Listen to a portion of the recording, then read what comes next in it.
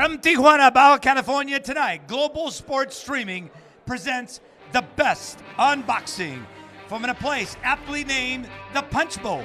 Tonight, in the unofficial boxing capital of the world, Tijuana, California, Baja California, we bring you a leather launching exhibition unlike anything you've ever seen. So hello everybody, my name is Ben Ricardo and always a delight to be with you and to bring you the very best in boxing from all around the world.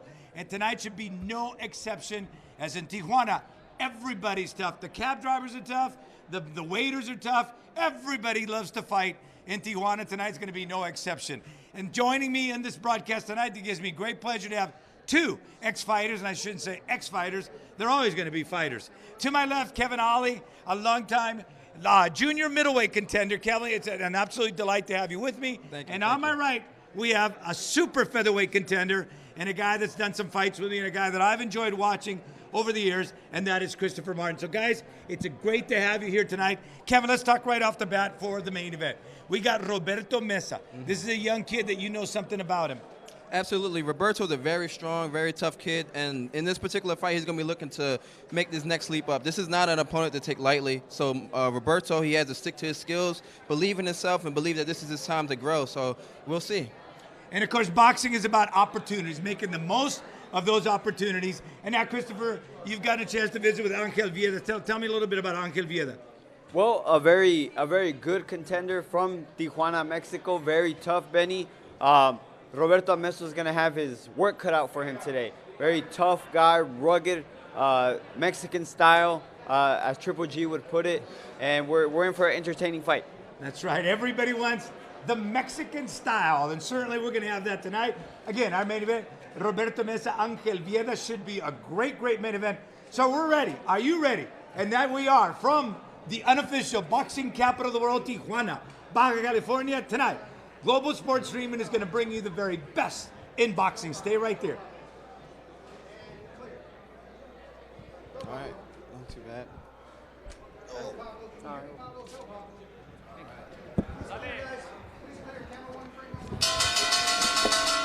Damas y caballeros, esta es la tercera llamada. ¡Comenzamos! Y en nombre de la mejor empresa binacional, Boriseca Boxing Promotions, le damos la más cordial bienvenida a otro evento más. En esta ocasión, desde el Big Punch Arena, desde la frontera más visitada del mundo, Tijuana, Baja California, México.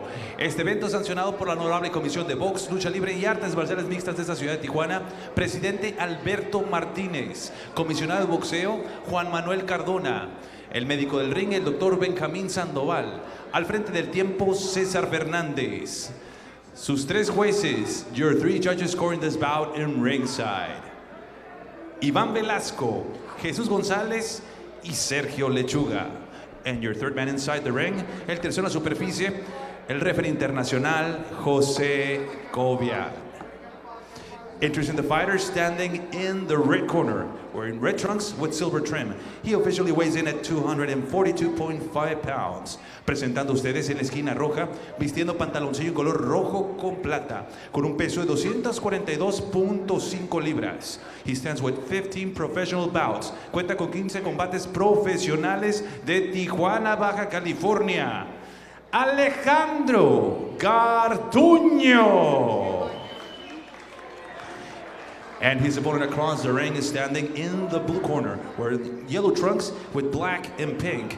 He officially weighs in at 246.9 pounds. Y su rival en la esquina azul, vistiendo pantaloncillo en color amarillo con negro y rosado, con un peso de 246.9 libras. He stands with 2 victories against 3 losses, and 2 of his victories coming by the fast way of knockout. Presenta un récord de 2 victorias, 3 derrotas, y 2 de esas victorias por la vía del knockout. Hailing out of Bellingham, Washington, introducing Big George Thompson. Y para dar las instrucciones finales, here is with the final instructions, your referee, José Cobia. 4 rounds, heavyweight. Give you previous instructions, ya las instrucciones, touch them up, come back with the belt. Check yourself at all times.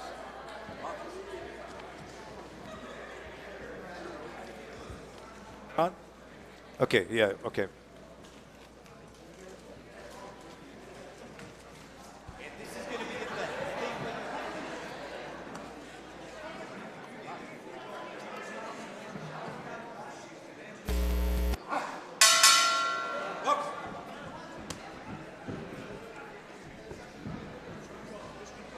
George Thompson comes to us all the way from Bellevue. His wife trains him. So, Kevin, what do you think? Think a wife could train you?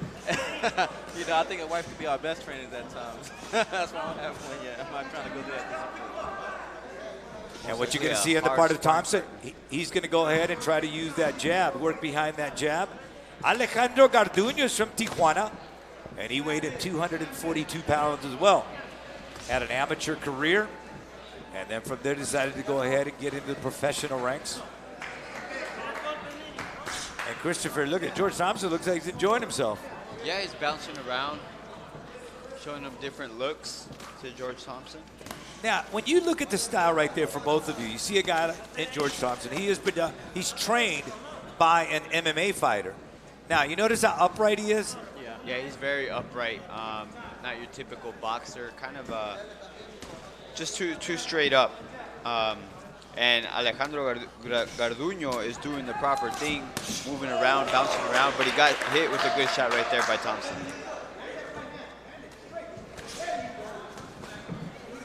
Now, on the part of George Thompson, he is 42 years old, so they say a heavyweight matures at the age of 26, 27.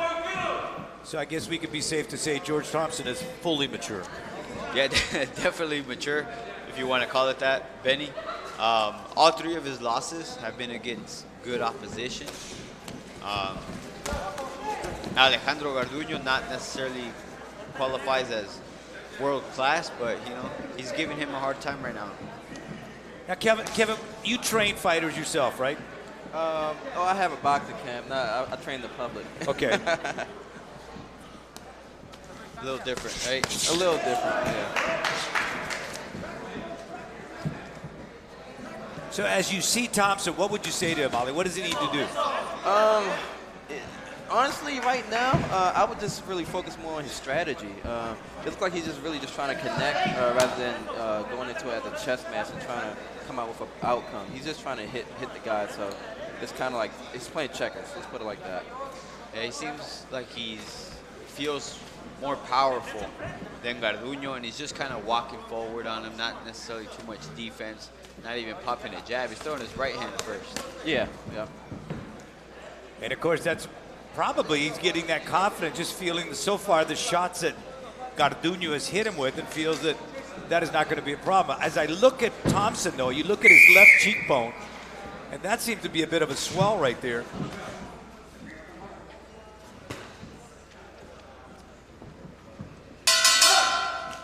And Jose Cobian, our referee, steps in and separates the two fighters. So now we get a chance first to visit with George Thompson, the 42-year-old from Bellingham, Washington. This is Alejandro Garduño from right here in Tijuana, Baja California.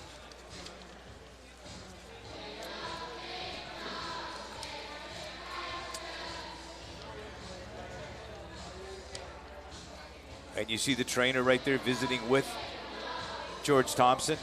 You know, I don't know if you guys are familiar with MMA fighters, but you know he looks exactly like Josh Barnett.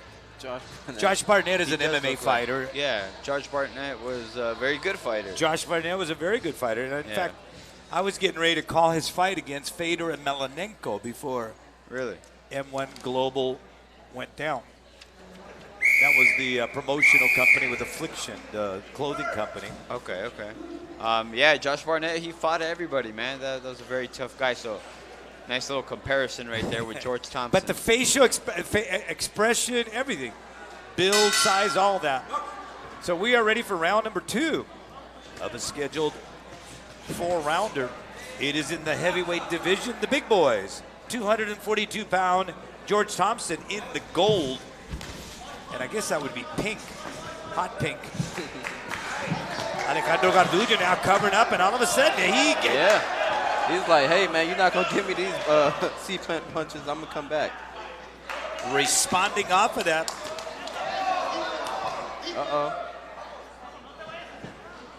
And you see the concentration. I mean, Garduño, his best bet, he's not going to go ahead and get anything with that jab. So what he's going to try to do is counter and get Thompson to lean in and then go ahead and do the damage. Yeah, that's what I think he caught him with right now. Like I said, George Thompson's just being a little too aggressive. Like you mentioned earlier, also Benny, he's got his head way up high, so I thought it's he was easy. gonna give him a backhand right there. It's easy for Garduño to cover up and just land right after Thompson throws.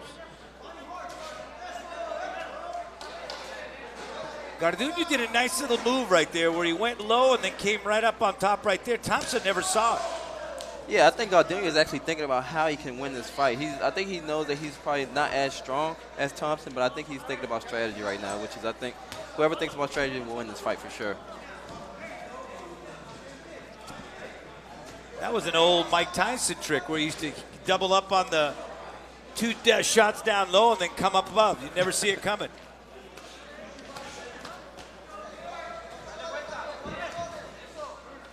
I call it the Mike Tyson, the right to the body and right uppercut, same Right. hand. And they would never see it coming. Never they never saw it expected coming. that to come. That's actually the knockdown that he got Buster Douglas with before getting knocked out himself. That was the And combination. you know who stole that strategy from him? Sugar Ray Leonard. Really? Sugar Ray started doing it. Nice. I did that for a while as well too in my professional career. Try to emulate the greats. And good job by Garduño and eluding it. He's able to evade every one of those shots. Good left hook by Alejandro. Now, Kevin, one of the things is you try to establish power. Now, the power, when you're that upright, you can't Not at convert all. that into power. No, not at all. I mean, he's probably losing about 50% of what he possibly could throw in terms of power. So, I mean, you know, it looks like he's in here just for a victory lap in terms of boxing. So, yeah, we gotta give it to him. Yeah, mentioning that, he just needs to have a little bit wider base, maybe get more power on his shots, does Thompson. And the final seconds of round number 2. And both of these guys are going to welcome the side of their corner man to try to get some oxygen into their system. 2 rounds are in the books. It's scheduled for 4 rounds. How'd you guys score? So I'll let you guys score this too with me, and it'll be unofficial. Oh man, you know, I'm giving it 1-1. I also have it 1-1. Gave Thompson the first round, gave Garduño right now the last round. Kind of poured it on right there.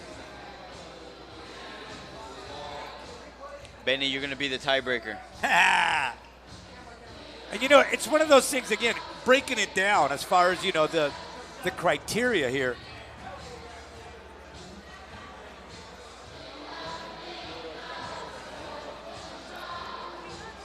And here we get a replay. Kevin, go ahead, take it right here. You're going to see the work of Garduño as he tries to counter against Thompson. Thompson just not able to find that hit.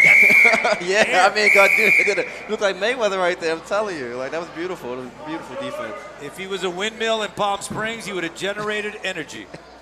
But it doesn't do you good in any boxing. So we are ready for round number 3 of a scheduled 4-rounder. This is the heavyweight division. Your principals in the ring. In the yellow trunk, so we could call him gold. That's George Thompson from Bellevue, Bellingham, Washington. In red is a man from right here, Tijuana, Baja California. That is Alejandro Garduño. Garduño loads up with a big right hand. Great jab in return by Thompson. And that's what Thompson needs to do if he wants to win this fight. He's a taller man. Establish your jab. Jab him. I think fatigue is starting to set in Thompson a little bit, so. Okay, so now when we address that subject right there, if you're training, Chris, how do you train these heavyweight guys? They don't seem to be able to fight the full 12 rounds or anything, or the full 3 minutes. Well, it seems like knowing how to train big guys is an art in itself. Well, typically you focus on conditioning, and then therefore they can be able to be relaxed in the ring when fighting and this intense situation, you know. So he's not standing upright like he is right now. You know, he's balanced. He should be balanced, and that comes all in conditioning. But you know, even when you take the very best in the heavyweight division, as we'll attest to, like the Klitschko fight against Joshua, you saw in that fight, both those guys ran out of energy at different times. And finally, the younger man, Joshua, was able to go ahead and overwhelm Klitschko as he got his second win. Yeah, and I think he started throwing more power punches too, and usually in the heavyweight division, you know, it's usually about the knockout, which is what happened in that fight as well. But I think you got to train for power in the heavyweight division. I think it has a lot to do with the muscle mass. You know? Yeah, exactly. These guys have a lot of... Yeah, big arms look good, but they're heavy. Yeah, exactly. Their heart has to work extra to pump all that blood into those big muscles. And all of a sudden, Garduño's getting his second win as he's now finding the head of Thompson. Now Thompson jabbing. And that's what Thompson needs to do if he wants to win this fight. Look, two jabs in a row that he threw, they both landed. And look at Garduño, he's bringing the fight to Thompson.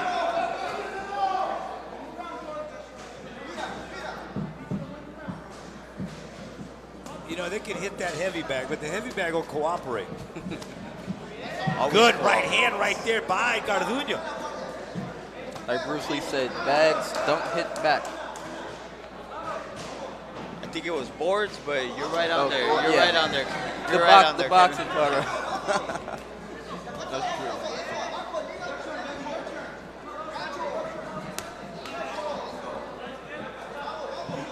Interesting. You see from time to time, you see Thompson landing that straight right, but he's actually a natural southpaw, Christopher. So he's trying to go ahead and load up with the right. Sometimes, you know, fighters will switch because they feel like they have more strength. Well, I think it makes them more lethargic. Yeah, it seems like he's kind of forcing himself because a couple times he threw the right hand first, you know, typically because he's used to throwing the jab first, which is his right hand, typically. But okay, be honest with me. If you switch to a southpaw, are you slower? Do you feel like you're slower? I mean, it depends upon your talent level and how much you practice. I mean, if you're doing it just because that's the stance that you're in, then yeah, a guy's probably just trying to make up for it, and he's not really skilled at what he's doing. But if you're somebody that, like a Terrence Crawford or Floyd Mayweather, you know what you're doing. You know exactly what you're doing. And now we get some of the action of round number 3, which we had a nice little exchange here back and forth. And Kevin, go ahead, take it. Yeah, Thompson right here just hitting him with a few punches. It looked like Garduño. I'm sorry, I gotta get these Spanish last names right. But complaining about it hitting the back of the head. Damas y caballeros, este es el cuarto y último asalto. Ladies and gentlemen, this is round number 4. The fourth and final round of this heavyweight fight. In Tijuana, they don't get to see a lot of heavyweights, so this is a bit of a treat for the fans here to see the big guys getting it on. Alejandro Garduño is wearing the red trunks. George Thompson from Bellingham, Washington, is in the gold with, let's say, the hot pink color. I think that's hot pink. I think that's for his wife. And that's it. He's bringing it in the ring. And now all of a sudden you see Thompson now seems to be a little bit more focused, but you can tell. See how he's more active with that left hand, but it's kind of a pawing left hand. It's not a sharp jab. A couple times in the last round, he did throw it a little sharp, but this round, you're right, he's just kind of pawing with it. Nothing doing damage, see? The arms are getting heavier and heavier. And you wonder if a guy like Garduño, if he trains himself, could he make it as a cruiserweight? Most likely, he has a fluffy body. Yeah. Good punches by Garduño. He's taking the fight to Thompson. Oh, boy. Oh, they're getting it on. Let's go. And you see that sweat now flying off of the two fighters as they're connecting.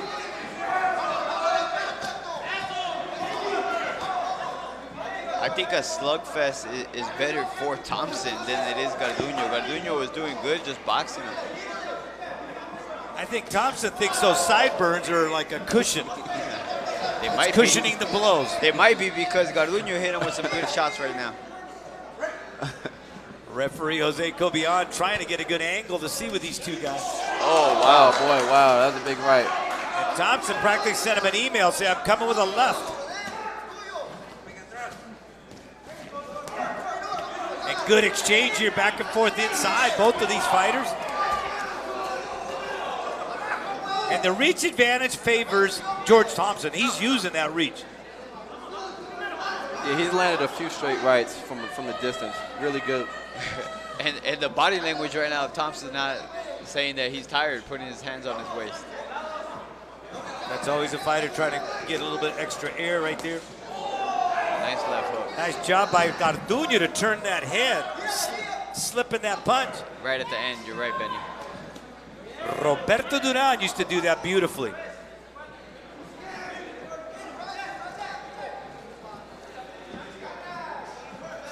Thompson trying to pick his spot, working behind that jab.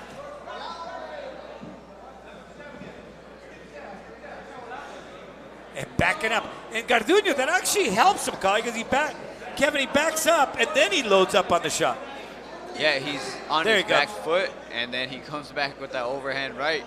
Yeah, and Thompson isn't capitalizing off that anyway. I mean, walking back, really, he should just throw a jab and be able to land it easy. And they're chunking up. Oh, wow. Nice little three-piece combination by Garduño at the end. So it looks like, in my book, George Thompson, the man from Bellingham, Washington, is going to go back home with his third professional win. We'll see how the judges here in Tijuana have scored the fight. But how do you see that? How do you see the fight? Honestly, I think I see it as a draw. I see it 2-2. 2-2? In my opinion. Okay. I think Garduño won 2 rounds, easy. What about you, Chris? I believe the same. We're in agreement there, Kevin. I got a 2-2 as well. 2-2? 2-2. Well, I got 2 blind ex-fighters sitting in each side of me here. I'm going to go. I thought it was a 4-0 pitch out. I just thought he brought more to the table, and he was the aggressor, effective aggression, and ring generalship. You know what, though? I think Garduño definitely showed more skill. I think he showed more strategy. Because in boxing, aggression is a big thing, but I think that Thompson, he didn't show a lot of effective aggression personally. He did show much more aggression, but not necessarily effectively. And, usually one way to break it down doing the scoring as far as effective aggression, just say to yourself, which punch would I rather be hit with? The one I hit him with or the one he hit me with? Yeah, that's a very good good thing to use there, Benny. And in this case, I'd much rather have been Garduño in a couple rounds, man. Honestly, even though, like Kevin said, Thompson was bringing the pressure, it was at times, ineffective pressure. So we're going to go to our ring announcer, Pablo Flores, with the official scoring.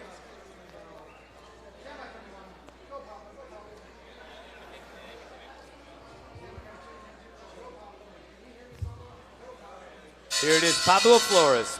Damas y caballeros, después de 4 rounds de combate, tenemos la decisión de los jueces. After 4 rounds of boxing, we now go to the judges' scorecards.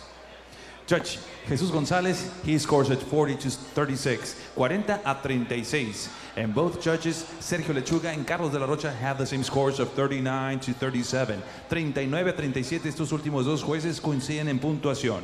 For your winner by the way of unanimous decision, su ganador por la vía de la decisión unánime, Bellingham, Washington, Big George Thompson. So there you have it, 40-37.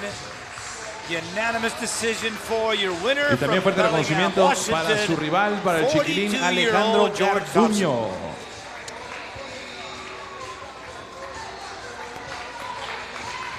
Now let's take a look at, here is George Thompson with a big left hand right there. And Garduño answers the right hand. Yeah, Garduño was definitely tough, very tough in this fight. You see the exchange right there, and finally again.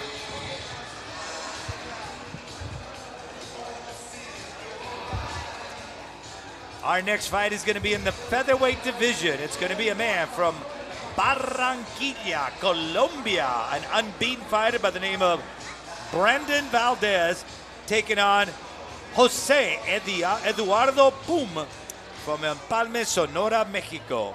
And I've had a chance to watch Brandon Valdez. I saw him fight at the Tijuana Auditorium. A very slick fighter, Kevin. A guy that really puts combinations together. Yes. Superbly conditioned, so I think he's going to be a treat to watch. Yeah, this guy's very polished, and I know he's going to come in here just automatically thinking about a knockout tonight. So I don't think it'll be a long night, quite honestly. Now, you get a guy like Jose Eduardo POOM. Okay, so he comes into this fight here. Obviously, he's the opponent on this thing, but what would you say to him, Chris, in this fight? Well, obviously he's the opponent. 2 wins, 18 losses. He's a very tough guy. We've seen him before here on Best in Boxing in Boristeca Promotions, and he puts on a good show just by his toughness. And again, that's the thing with the sport of boxing. You need opponents. On the part of Brandon Valdez, he is unbeaten, 11-0. He has been superb, and this is a nice little gesture. Jose Eduardo POOM shaking the hand of each judge, going over and introducing himself to it. So I guess you can never get enough people on your side, so why not? Exactly. In a close fight, they'll remember that handshake. Jose Cobian is going to be our referee for this fight. These are featherweights, and it's going to be a 6-round fight in the featherweight division. Damas y caballeros, nuestro siguiente combate se ha pactado a 6 rounds en la división de peso pluma. 6 rounds of boxing in the featherweight division. Presented by Boriseca Boxing Promotions and streaming around the world by BIB, the best in boxing. Your 3 judges scoring this bout in ringside. Sus 3 jueces: Carlos de la Rocha, Jesús González y Sergio Lechuga. And your referee in charge, su referee para ese combate, el internacional José Cobian.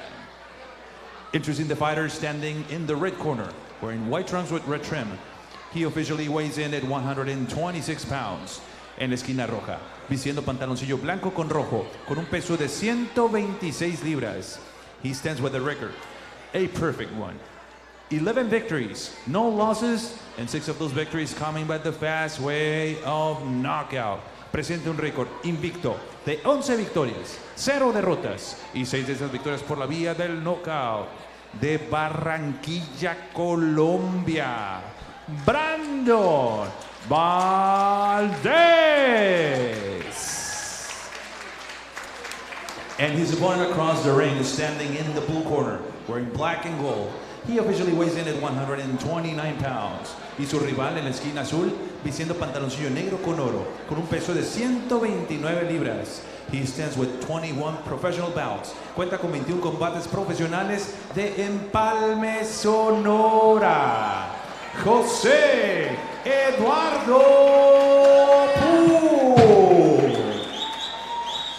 And here is with the final instructions, con las indicaciones finales, su referee, José Cobian. Referee Jose Cobian is going to be given the final instructions. Our classy ring announcer Pablo Flores doing the introduction. And we are ready. It's going to be a 6-round in the featherweight division. Your principals in the ring, they are Brandon Valdez. He has got on the white trunks with the red stripes along the side. Jose Eduardo POOM has got on the black trunks with gold, a gold belt and the gold stripes along the side. What you're going to see right off the bat as far as Brandon Valdez, you're going to see a very, very tight fighter. He snaps that punch and brings it right back. And then we're going to see a very well-prepared fighter, long amateur career, a solid fighter who's looking to do big things in the pay-for-hurt division. Now, Kevin, right off the bat, Jose Eduardo POOM, he is going to have to go ahead and bring the fight to Valdez. Yeah, either that or try to run from the fight. I don't know. I mean, but either way, I mean, Valdez is already pitching a shutout. And you know, Chris, that's one thing in Tijuana. You do not have Mexican fighters run from you. They are going to bring it. Yeah, especially Jose Eduardo POOM. Like I said, we've seen him before, and this guy just comes at you. He's going to be there. He's tough. And you see right there working, working down below and then coming right up on top. But you can hear that leather popping when he turns that. It's a nice snap of the wrist.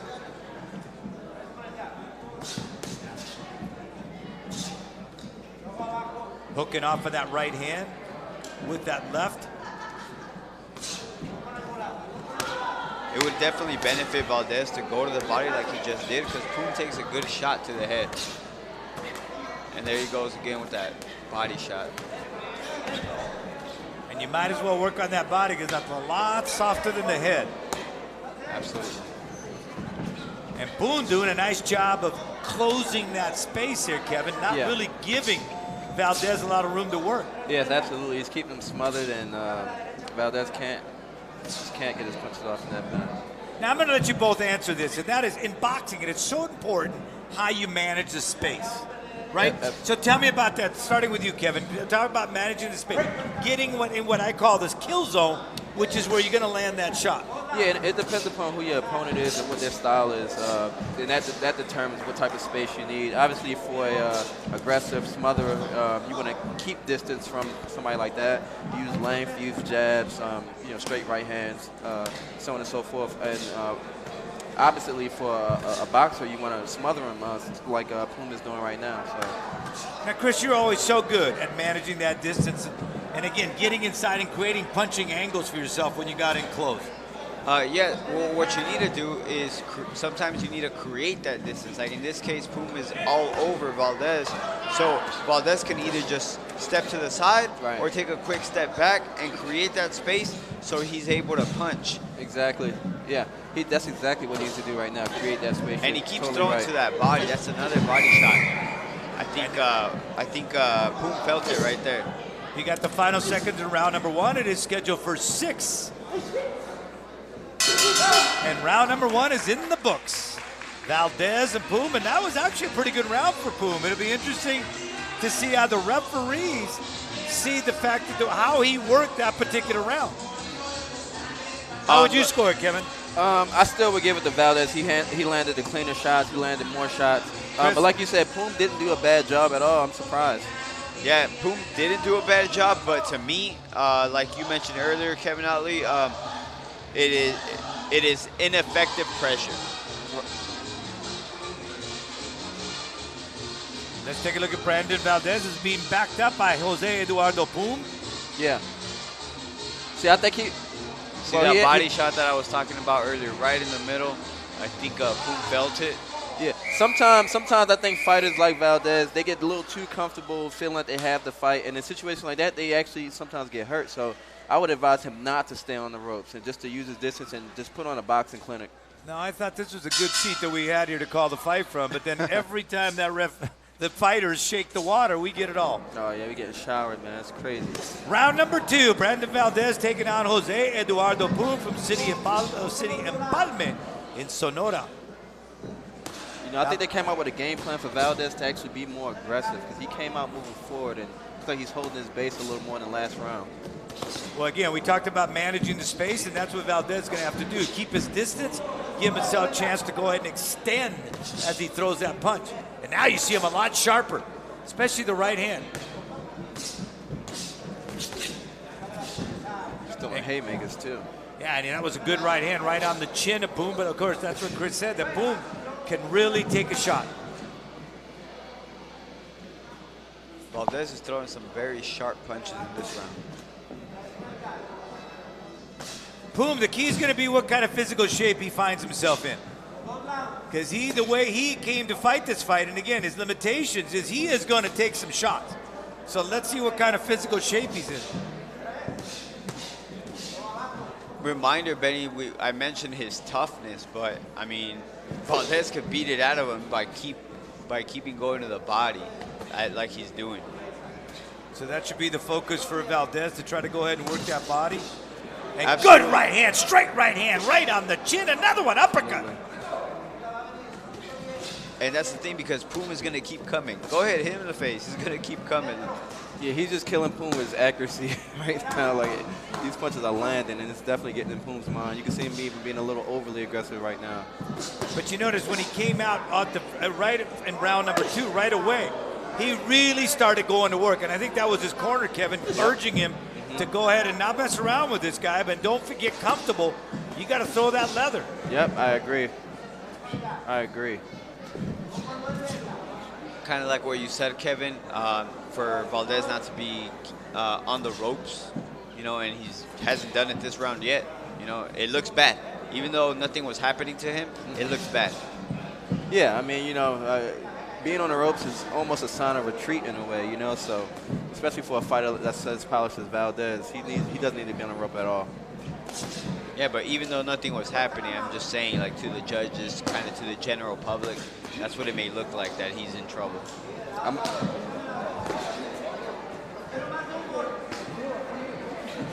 Yeah, you get fighters like Jose Benavidez Jr., who fights with his back to the ropes. And now 2 excellent shots landed right there by Brandon Valdez. And Poom is trying to go ahead and load up on his shots. And this is for Valdez. Oh, Kevin, this is where his experience is going to have to come in. He's got to turn him around and get him out of there. Yeah, he's fighting a little. His angles. That's what we want to say. His angles aren't as sharp and as crispy and fluid as you would want for a good polished fighter. Chris, if this was a street fight, I think I'd give it to Poom. It's not a street fight, Benny. I don't think you can wear him out. No, Brandon Valdez, he started the round good. You know, actually, he started it great. You know, 2 minutes into it, he was boxing beautifully. In that last minute, he did go to the ropes. Maybe he did get fatigued. But if we're watching, nothing landed, right? Nothing landed. And here we get an uppercut here by Brandon Valdez, and that was, he started with a right hand, then he came in with this uppercut. There's the right hand, and now watch the uppercut. There's the uppercut. Half of it. So it is round number 3 of a scheduled 6-rounder. Our two principals in the ring, Brandon Valdez in the white trunks, taking on Jose Eduardo. Great straight right hand just now by Valdez. You know what I'm thinking now? I think that his corner is pushing for a knockout. I don't think they really want this fight to keep going the rounds. I think they want to knock him out. Well, you see all of a sudden now Poom fighting in a very unorthodox style where he turns leading with the right hand and stepping with the right foot.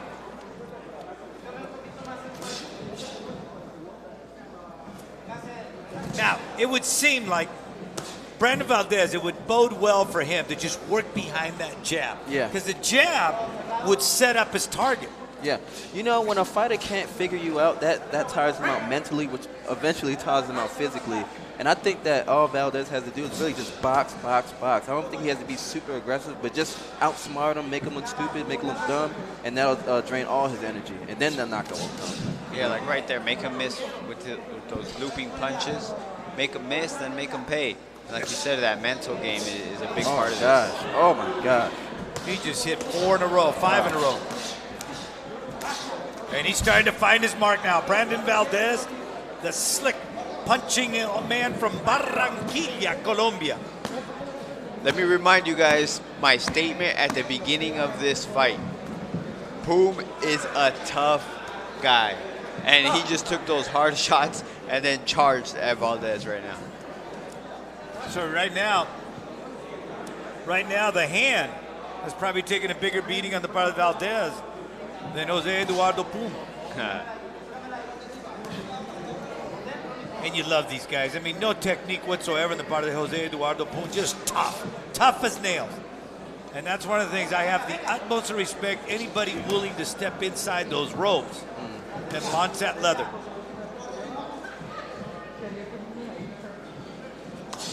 And again, you're watching Valdez, and I think he's making the mistake. He should just keep working behind that jab. There. When he stays up and works behind that jab, he's much more effective. Yeah, it's crazy. It's almost like Valdez isn't going to knock him out by being, the heavy hitter and so on and so. It's like he won't knock him out by the way most people get knocked out. That's crazy. But to Poom's credit, though, he's very tough. Well, Chris warned us about Poom's. He's got a chin like Mount Rushmore.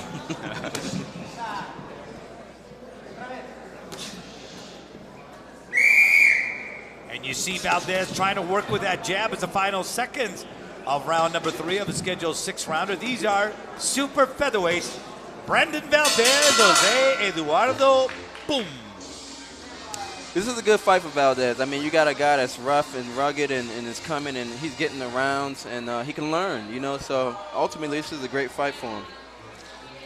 And especially when it's an unorthodox style that Poom brings to it. So he's going to have to go ahead and try to solve that and find the effective way to go ahead and fight him. And there you see the ring card girls showing it is round number 4 coming up. And of course, without the ring card girls, we wouldn't know what round it was. So they do serve a purpose. Absolutely, Benny. You are correct, sir. And it's a great fight when the fighter, here we get a little replay here. Here's the exchange again between POOM and Valdez. We're not going to have time for that, so here we go. It is round number 4. Jose Cobian signaling the two fighters, and now they come to the center of the ring. I think POOM thinks this is the 4th and final round. It is scheduled for 6. It is scheduled for 6. It was a small plea for mercy. A good right hand, and right there, Valdez goes to the body after attacking the head. Nice combination. And the knees buckled that time on the part of POOM. Oh, gosh.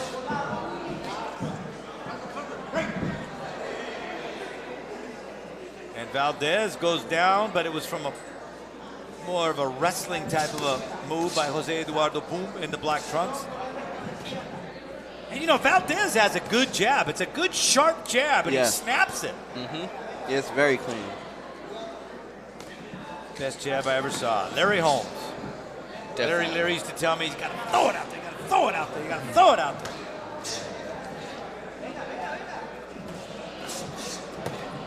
A good right hand right there by Jose Eduardo POOM.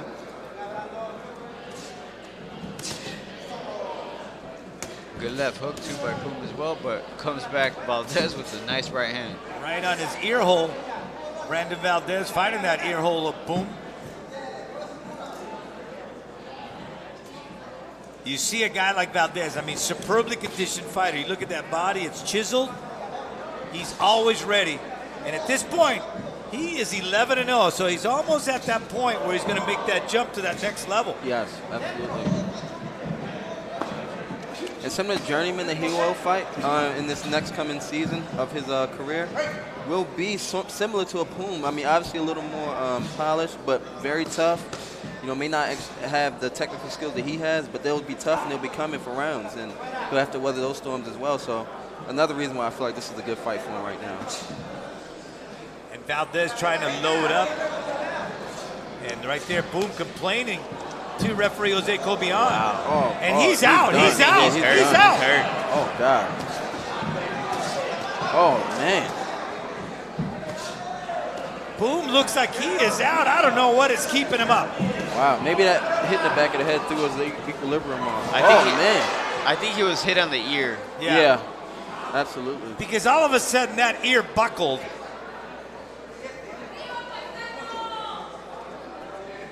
Jose Cobian, who's usually very alert. No, that's it.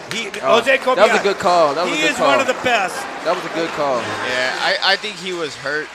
That was an excellent call by the ref. Yeah. And again, always better to stop it early than too late. Yeah. Jose Cobian very alertly, really looking into the eyes of the fighter. Yeah. And deciding that that was it. That was an excellent call by the ref. I think that. So Brandon Valdez now goes to 12-0 as he gets the knockdown in the 4th round. So an excellent job done right there by Brandon Valdez from Barranquilla, Colombia. I'd like to add, Benny, he still hasn't fought anybody with a winning record, has Brandon Valdez, and I think he has the skills to go ahead and step up the competition. And Kevin, here's some of the action here in the 4th and final round. Let's see if we find that shot. See, by then I thought he was already out on his feet. Yeah, I think he was. The shot. Yeah, we missed. That was the shot to the ear. Yeah, we missed the shot that did it. Yeah, that wasn't the shot that did it. He was already stumbling by then. But a lot of credit to POOM. I mean, he stuck in there 4 rounds, and he was tough. He was outclassed. You know, didn't have as much skill as Valdez, but he still did a great job for what he had to offer. He was getting hit with very hard shots from Brandon Valdez. Brandon Valdez, who now prepares himself for that opportunity to go to the next level as he continues with his unbeaten record. Here's Pablo Flores. Tiempo de 2 minutos 39 segundos en el cuarto asalto. We have the official time of 2 minutes 39 seconds in round number 4. The clear winner by the way of TKO victory. Su ganador por la vía del knockout técnico.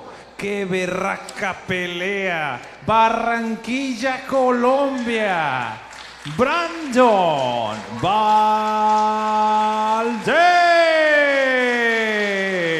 have the official time as 2 minutes 39 seconds of Y round también number 4. reconocimiento para su Your rival de winner by Empalme knockout, Sonora, José it is Eduardo. Brendan Valdez, who now goes to 12-0 in his record.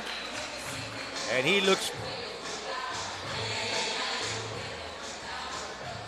Our next fight is going to be Daniel YOCUPICIO against Christian Thomas from Las Vegas. Christian Thomas 8-0. YOCUPICIO from Navajoa, Sonora. A veteran fighter. So we'll see on the part of Christian Thomas here from Las Vegas. And these are going to be in the light heavyweight division. And you know, Kevin and Chris, that's one thing, the light heavyweight division. You go to Europe, and boy, do you see some great fights at that light heavyweight division.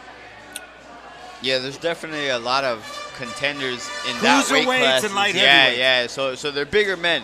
So you get the lighter weights over here in Mexico, Philippines, even on the west side of the U.S. You know, but you go to Europe and you get the heavy guys.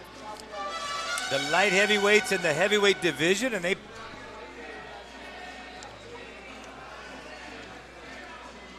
pack the arenas with those guys, and we are waiting for our principals to come into the ring here.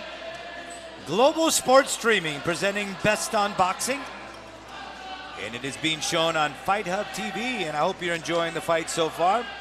We've given you a heavyweight encounter, a super featherweight. Our next division is going to be in the light heavyweight division. So stay right there. You should enjoy this next one. Christian Thomas, the unbeaten fighter from Las Vegas, taking on Daniel YOCUPICIO.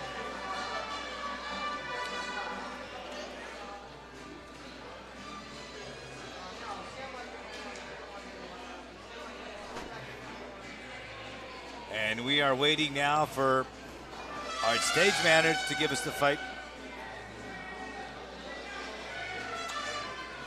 So now let's get a chance to go ahead and talk to one of our main event fighter, Ángel Viedas.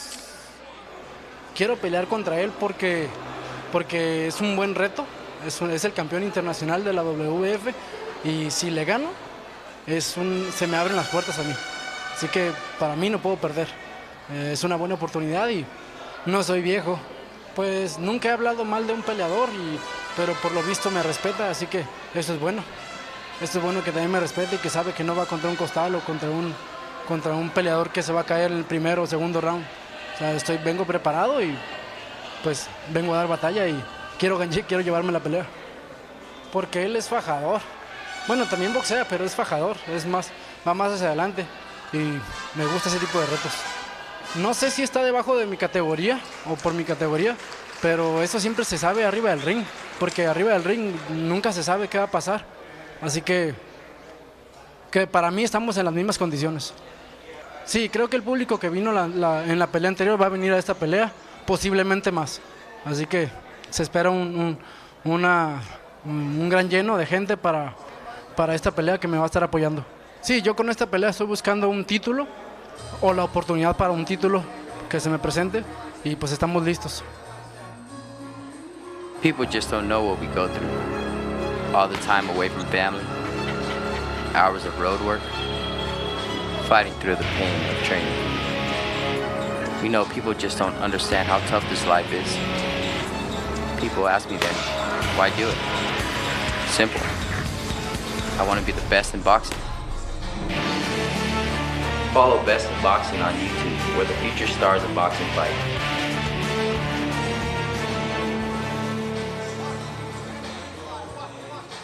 And now we are going to get our light heavyweight, and this is Daniel YOCUPICIO from Navajoa, Sonora.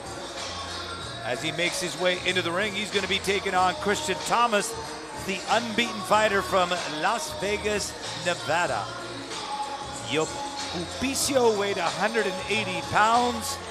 Thomas at the weigh-in 178.5.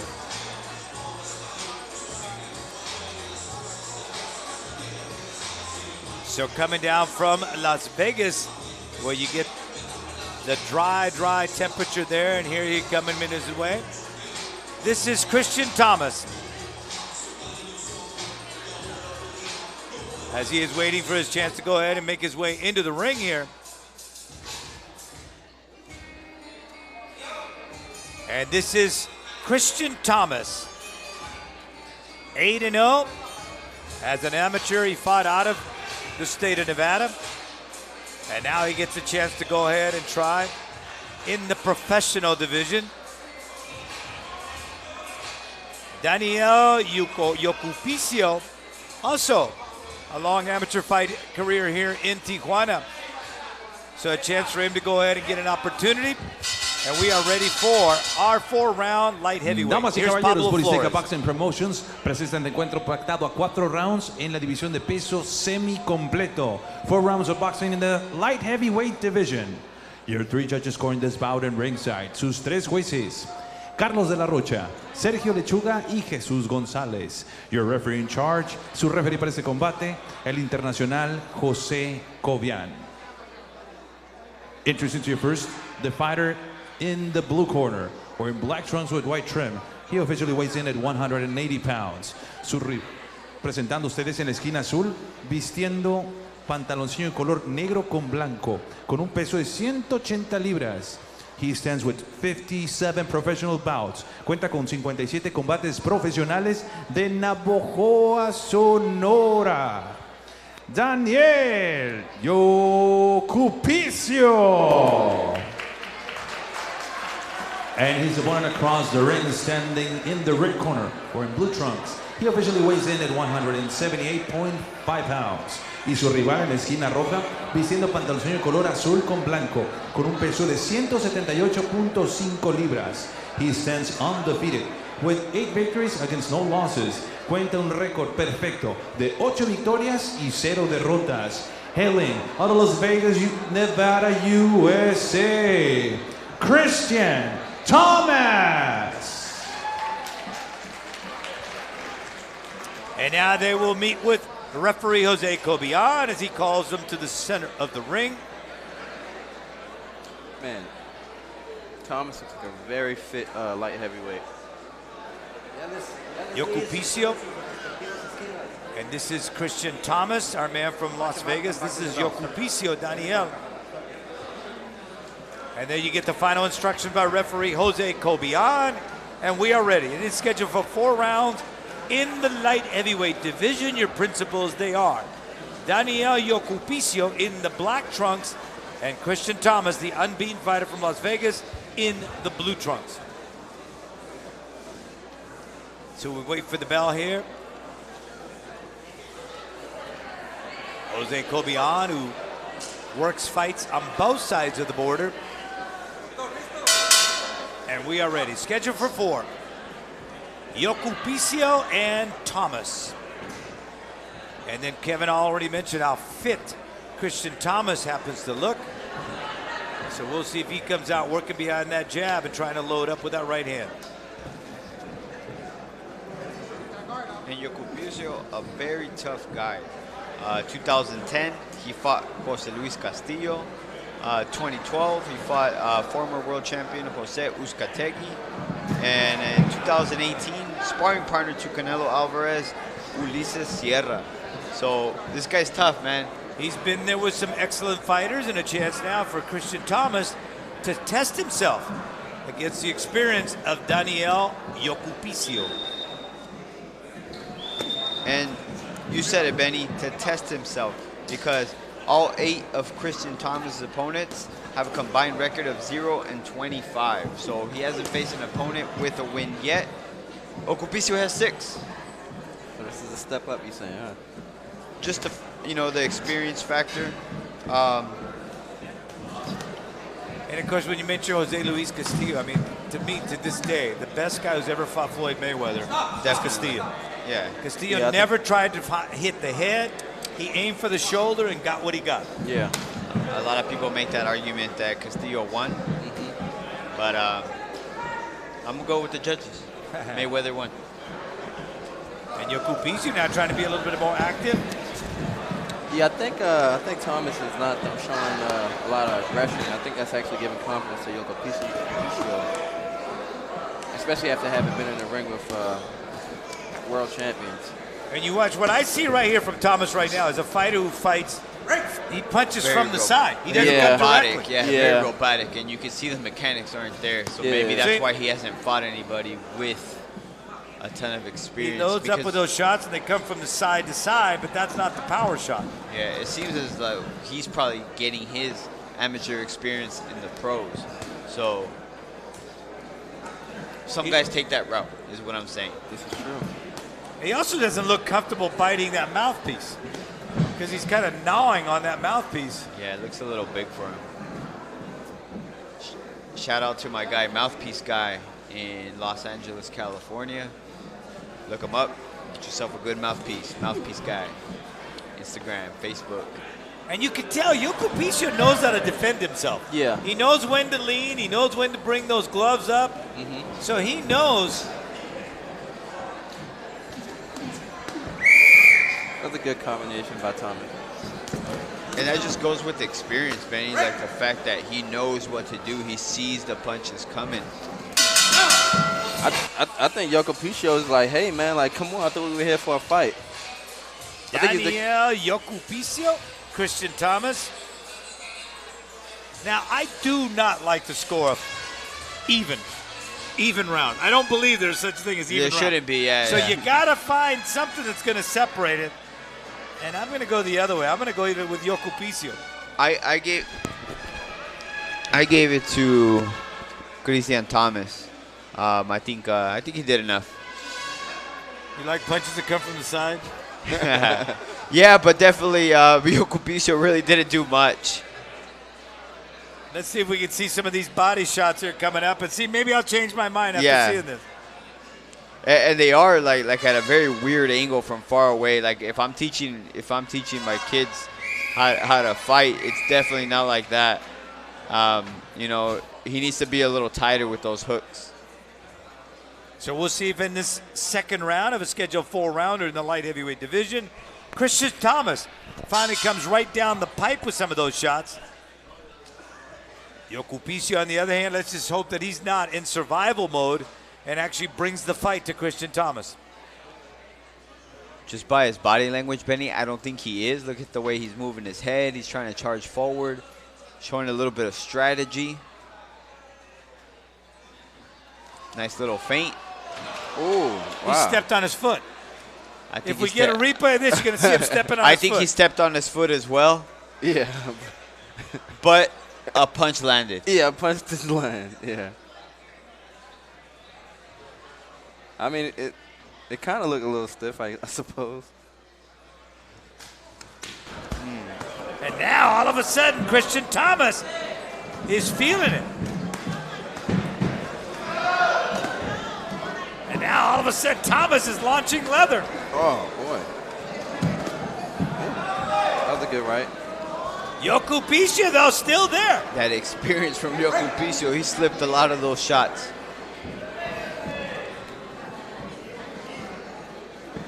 Let's see if he had a strategy for not getting tired. YOCUPICIO feinted like he was going to throw something and then didn't throw anything. So now let's see here. YOCUPICIO, if he can somehow survive this.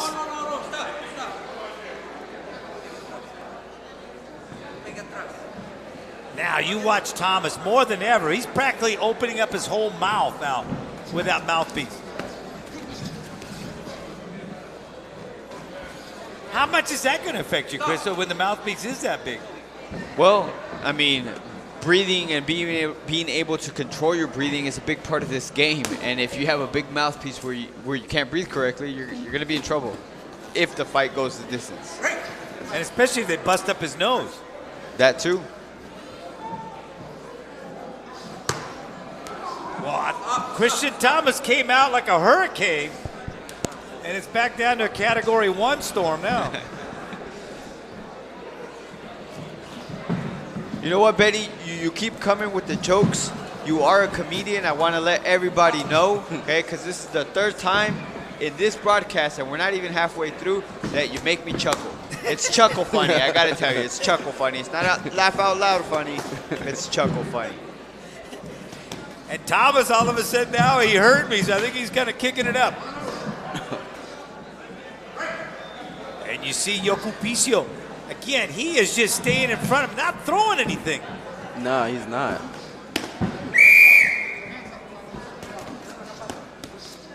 I think that toughness of YOCUPICIO is going to get to Christian Thomas. Jose Cobian took the worst of the shots. They should at least take that mouthpiece out. Let him breathe a little bit more. I worry about that. I really do. Look at him. He's trying to find a way to breathe. He got about 50% of his air in. Oh, man, that is a huge that is a huge mouthpiece. Let's watch some of the replay here in round number 2. And here it is. Watch where he's, can we get the foot? See, he did. There was no punch. He stepped on him. Well, it was still a punch, There was still a punch, Benny. There was still a punch. Yeah. But we need to see the camera angle from the top. Is that what? Yeah, that's what we need. Yeah, we need to see it from the top. Yeah.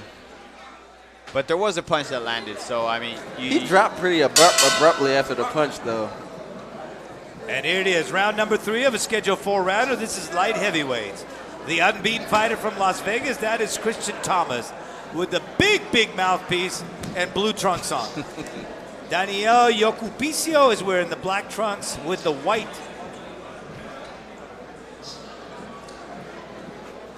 YOCUPICIO, who has not thrown many punches in this fight.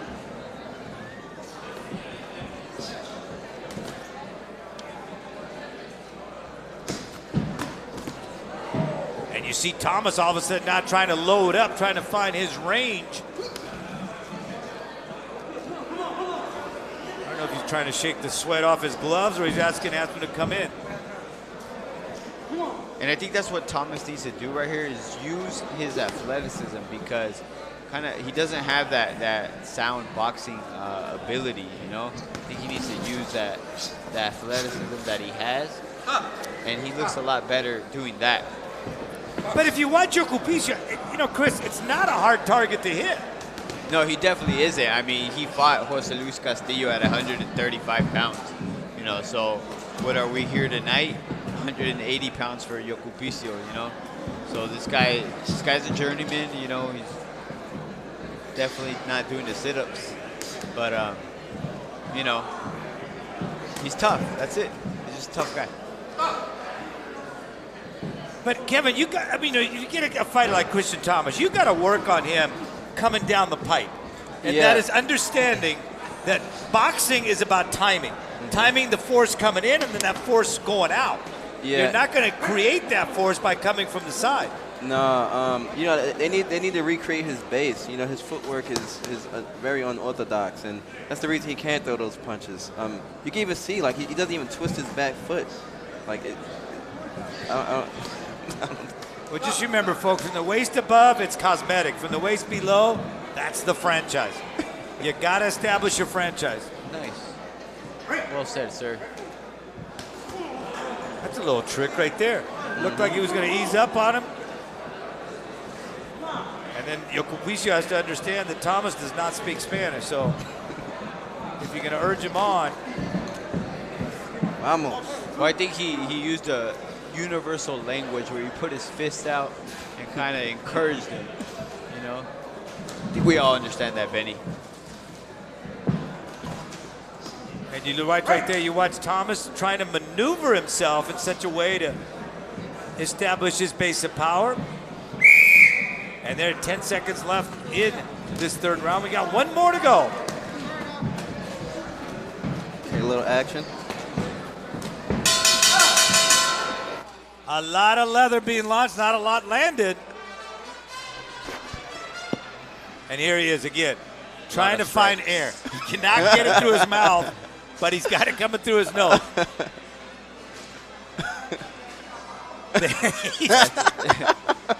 That's definitely a big mouthpiece. You know, it's not a very fitted one. He got that mouthpiece from Andre the Giant. He's one of the few left over. I was with Andre the Giant once when he walked into the restaurant and he looked at the waiter and he said, "I'll take the menu." And the guy brings in the menu. He said, no, I'll take the menu. Everything on the menu. I believe it, man. I saw the documentary. I saw how much he drank, how many bottles of wine he drank a night. It was insane. And that was the exchange. Imagine the food. Yeah, that was the exchange right there, right before the end of the third round. This is the fourth and final round. But like you said, not much landed. A lot of strikes. You know, they tried to touch gloves, and even then they missed. So this is the fourth and final round. Christian Thomas and Daniel YOCUPICIO. YOCUPICIO's got on the black trunks. Christian Thomas in the blue. A little showboating from YOCUPICIO. Okay. You're trying to do a Kevin Ollie there. Yeah.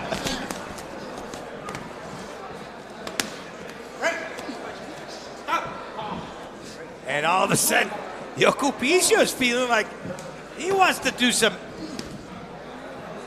punching here.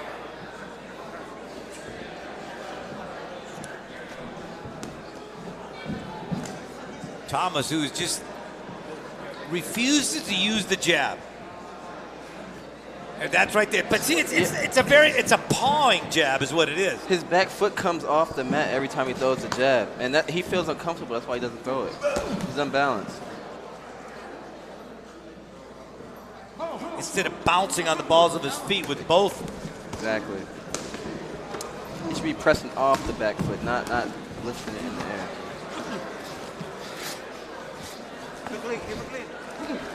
Inside right there, trying to do a little work. Boy, good job by our camera people, but I felt the punch right there.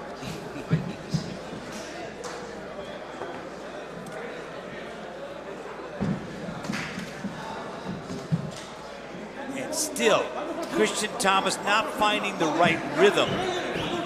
And, you know, Kevin, explain that to about the rhythm of a fighter that he has to find during a fight. I mean, it's extremely important because that's where your fatigue will either kick in faster or, you know, kind of go slow. You know, so if you don't find your rhythm, then you will tire quick. And also, you know, your punching accuracy will go down too as well. You know, if you don't really find a good rhythm. Like you said, he didn't really find a good rhythm in this fight. I think it's largely because of his footwork, and I think that they should definitely, after this fight, kind of revisit that and just work on some of the basics. He's a willing fighter, but he's a work in project. A work in progress here, and let's see what he was able to do down the line as we see him again. Yeah, because I mean, Cristian Vasquez, he turns 35 this year. He's only has 8 fights. I'd like to know when he started boxing because, like Kevin mentioned earlier, it doesn't seem natural. It doesn't seem like all these movements are natural. Like, you know, when he pivots, when he throws his left hook, pivots when he throws his right. It's very stiff. You know, so I'd like to know when he started boxing. YOCUPICIO now receiving some of those shots. I'll tell you what, though, YOCUPICIO's got the dirtiest look in the business. Look at him. He looks like a pit bull. Yeah, he does. He looks like he hasn't been fed in weeks. Sad dog. That's not what his belly says, Benny. That's not what his belly says. The face may say it, not the belly. And now the two fighters come together right there and congratulate each other. That's excellent.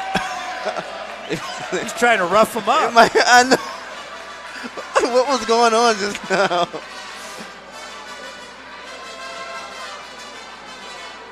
Let's watch YOCUPICIO here.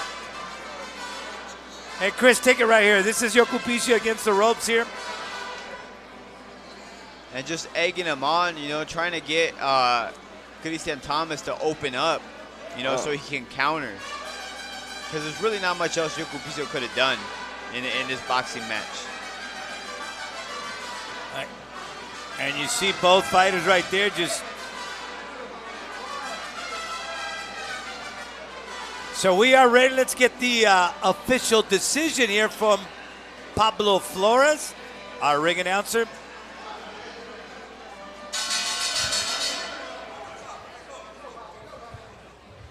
And ladies and gentlemen, after 4 rounds of boxing, we now have the judges' scorecards. Después de 4 rounds de combate, tenemos la decisión de los jueces. Los 3 jueces coinciden en números 40 a 35.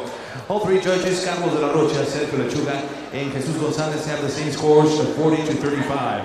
For your winner by the way of unanimous decision, su ganador por la vía de la decisión unánime. From Las Vegas, Nevada, USA, Christian Thomas. And it is a unanimous decision for Christian Thomas. He now goes to 9-0. And Kevin, it is safe to say he is a work in progress. And he's got to work, like you said, on his footwork and also leverage on his punches on how to turn that and actually snap it. Yeah. He did not turn into his punches whatsoever. He threw it like it was just a straight jab, even his right hand. So, yeah, I would definitely like to see him again. He looks like he has a fighter's heart. You know, he just needs to work on his skill set, and I'm sure, you know, he'll be a much better fighter. And probably, Chris, the most important thing, he needs to get a mouth guard that fits him. Yeah, I think if he gets a mouth guard, then I think we're on our way. But it definitely made it tough. He had a hard time breathing, yeah. And you see right there, Christian Thomas embracing Jose Cobian. Jose Cobian did not look totally comfortable after he was hugging him on there. But again, this is part of a boxing. Global Sports Streaming presenting Best in Boxing.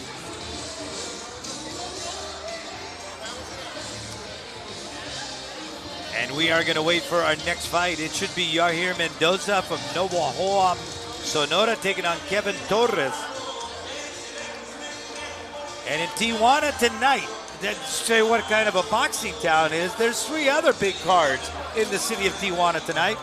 So it is definitely a very active place. And of course, Chris, you've been here and you fought here in Tijuana a number of times. Yeah, 2 times to be exact, in my very long 13-year professional career. And there's always people that come out. It's a very tight boxing community is Tijuana. So our next fight is going to be in the welterweight division. This is Yahir Mendoza.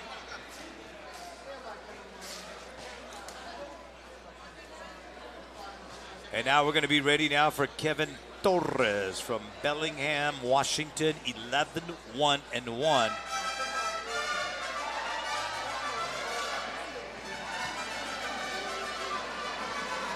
Here he is, had to drop 10 pounds, and here he is. Now, how does that affect him to drop 10 pounds in a week? I'll start with you, Chris. Well, hopefully Kevin was in shape. I don't think his camp would have took it if he wasn't in shape. I believe they were getting ready for something else. This came up. You know, 10 pounds is 10 pounds. It is hard. It is difficult, but not when you're in shape and not when you're such a young, strong guy such as Kevin Torres. How about you, Kevin? What do you think? Dropping 10 pounds? Yeah, once again, I agree with Martin. I think that, Chris, sorry, but yeah, I think that if you, you know, are in shape, you know, and your body is already accustomed to dropping that weight, it shouldn't be a big deal. There is Kevin Torres, Jose Cobian talking to him.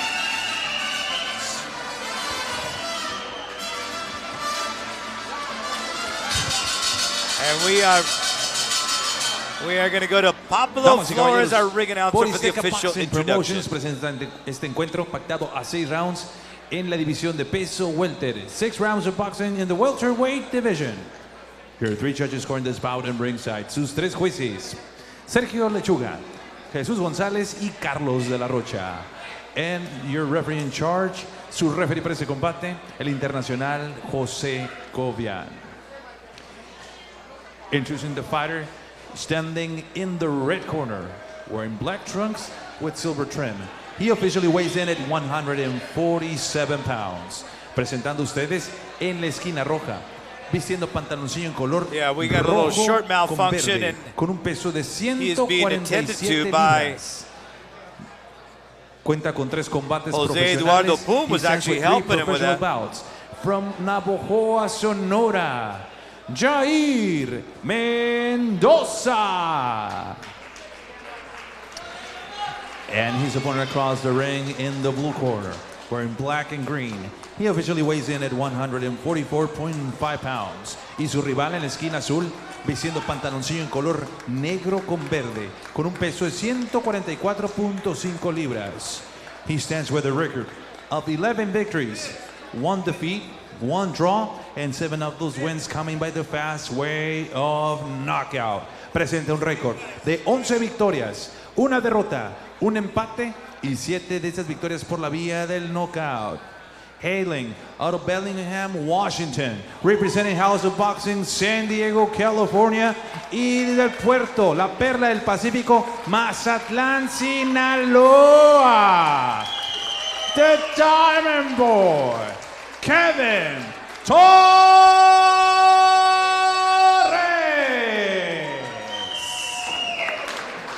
And here is the final instructions. Thank you, Pablo. Now we're going to get the final instructions from Jose Cobian, our referee, and our principal. YAHIR Mendoza taking on Kevin Torres. Kevin Torres, 11-1-1, trains out of the House of Boxing. And Kevin Torres, from what I've seen before, Kevin, very stiff type of a fighter. You can tell, highly strung. He doesn't appear to be a totally relaxed type of fighter. Let's see if he's changed that. Yeah, it's only one way to find out. YAHIR Mendoza in the red trunks. Kevin Torres in the black with the lime green stripes along the side.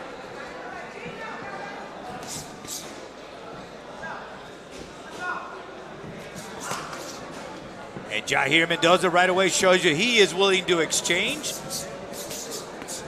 And we talked about the weight that Kevin Torres had to drop to take this fight. Let's see if that takes its toll around the second, third, and fourth round. We might not get there, Benny. One thing you mentioned is the fact that Kevin Torres is, not very movement-oriented, but the reason why is because he packs a punch. He's very compact, so when he does throw and he does land, it's going to hurt. And that's what he's trying to do, load up on some shots against YAHIR Mendoza. This is scheduled for 6 rounds. It's in the welterweight division. Mendoza weighing 147, Torres 144.5. Well, I like the way Torres goes to the body. He goes there with reckless abandon. His body punches is excellent. He looks like he's a DMV officer trying to get that organism donated. Loading up on that. Torres backs away. I'm going to tell you the truth, Benny. That's the first joke that missed the mark tonight. That wasn't a joke. That was just a description of his work. YAHIR is showing he is one tough guy. Oh, goodness. That was a very good left hook to the body by Kevin Torres. But look at the way YAHIR, though, is right there. Mendoza is right there.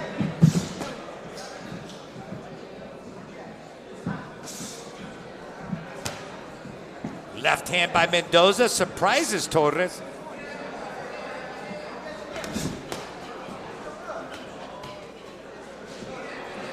Good little combo there by Torres. Excuse me, by YAHIR Mendoza. Apologize. YAHIR. So let's see what kind of shape he's in this for this fight. Yeah, see what kind of shape he's in because he's got a good boxing IQ. I see it. He's got good movement. He's got good combinations. But what type of shape is he? I know Kevin Torres took it on short notice. Maybe YAHIR Mendoza did too. And all of a sudden now the body shots by Torres. It appears to be slowing down the legs of Mendoza. And good right hand by Mendoza. That was a good uppercut by Mendoza. It was a good uppercut. Torres took it well. Now, for a lot of these fighters like Mendoza, it is not a full-time job. They have to have other jobs, so therefore they're not able to train probably like they would want to train. But you're right, he does have that good boxing IQ, and he appears to be moving pretty well with it. Yeah, we definitely don't know Mendoza's backstory, but, you can't see his physique, but as far as his boxing skills, they're there. And he doesn't even seem to be breathing, so he appears to be in pretty good shape. Round number 2 coming up of a scheduled 6-rounder in the welterweight division. Here's some of the action in round number 1, the opening round, the exchange right here. And you see right there in that managing that distance, Torres doing a good job. No, Torres is doing an excellent job with distance on this one. And actually, he wants to be the aggression in this particular fight, so he's doing an excellent job getting on the middle. Or the inside, I should say. It is round number 2 coming up of a scheduled 6-rounder in the welterweight division. Our referee, Jose Cobian. Our principals, Kevin Torres in the black and lime green. YAHIR Mendoza has got on the red trunks and the camouflage stripes. Great overhand right. Camouflage stripes that you really can't see very well, but I just kind of guessed. Torres trying to close that distance.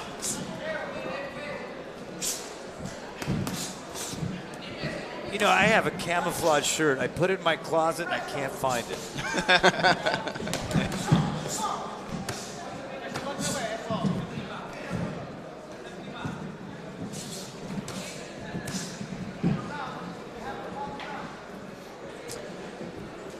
You know, looking at Torres in this particular fight, he's switching to a southpaw here.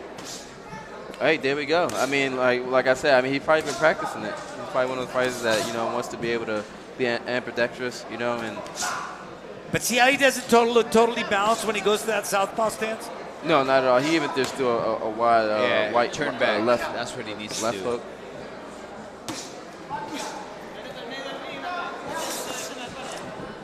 So you watch right there, and again, do you agree with that for him to try to go to that switch as a southpaw? To be quite honest, I've seen a few fights back-to-back for Torres, and I still feel like he's finding himself as a fighter, his particular style and what he wants to settle in, because he has, I believe he has knockout power. So does he become, you know, more of just a power puncher?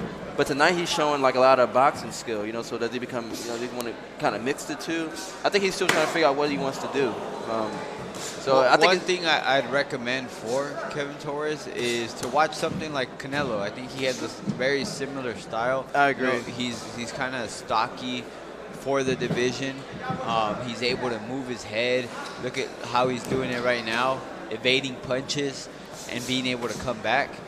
So just watch Canelo Alvarez. Canelo Alvarez is one of the best in the game right now, and if you can be anywhere near him, you know, well, I think emulate him.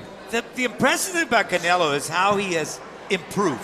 Yeah, definitely. It seems like Absolutely. every fighter, he's doing something a little bit better, a little bit better. Yeah. And just when you think, okay, well, he can't defend against this, and then all of a sudden you see him in the next fight, and yeah, he can defend against that. And you know why? You know why? It's because of the quality of opponents that he's facing. You know, that is where you learn the most, you know, in terms of who you're facing. And that's why Canelo's grown. Absolutely. I think Canelo has faced, you know, probably the best opposition of any active fighter right now. Torres now starting to load up with some of those shots, and he's starting to feel it. And he's starting to position his opponent where he wants him. And round number 2 is in the books. And that is another Kevin Torres round as he goes to his corner, and the people there from the House of Boxing who are going to tend to him. This is YAHIR Mendoza from Navojoa, Sonora. And a part of Kevin Torres in his corner there are the Vargas. The Vargas family there tending to him. How often do you see him? How often do you see Kevin Torres? I'm sorry? How often do you see Kevin Torres in the gym? Well, I'm not part of his gym, but I do see him at his fights. But I don't see him that often in terms of a daily thing. And there's a right hand. Torres landing one right hand, but again, YAHIR Mendoza very astute in his way of stepping right in there and coming back and launching some shots himself. This is round number 4. No, I'm sorry, it's round number 3. Round number 3. A good uppercut right there by Kevin Torres. I like the durability here by Yahir Mendoza. You know, the 0-3 record definitely does not say what he is. He's a good quality fighter, man. And you know, he's got a better defense than you think he does too, because he does those little subtle things to be out of the range of Kevin Torres. Yeah, I agree. He's got good boxing skills. He just doesn't have the body makeup. You know, that'll say, oh, you walk down the street, that guy's not a boxer. You know, but you get in the ring with him, yeah, he is. Some people just naturally have a knack for, you know, just the movement, you know, of a fighter. You know, it looks like he has it. And all of a sudden now, Mendoza being much more active in the red trunks. Kevin Torres.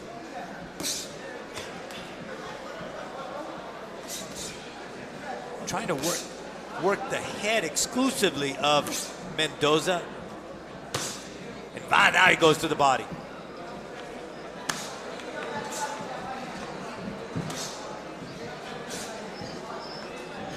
And you can see the problems Mendoza gives him there, Kevin, because you watch, his shoulder is too squared on the part of Kevin Torres. Really a square shoulder fighter. Yeah, that takes away from him being able to be fluid and give those counter punches that he needs to give in those particular exchanges. Now we see him as a southpaw. Okay, Chris, take it right there though. See, as a southpaw, you think he's slowed down?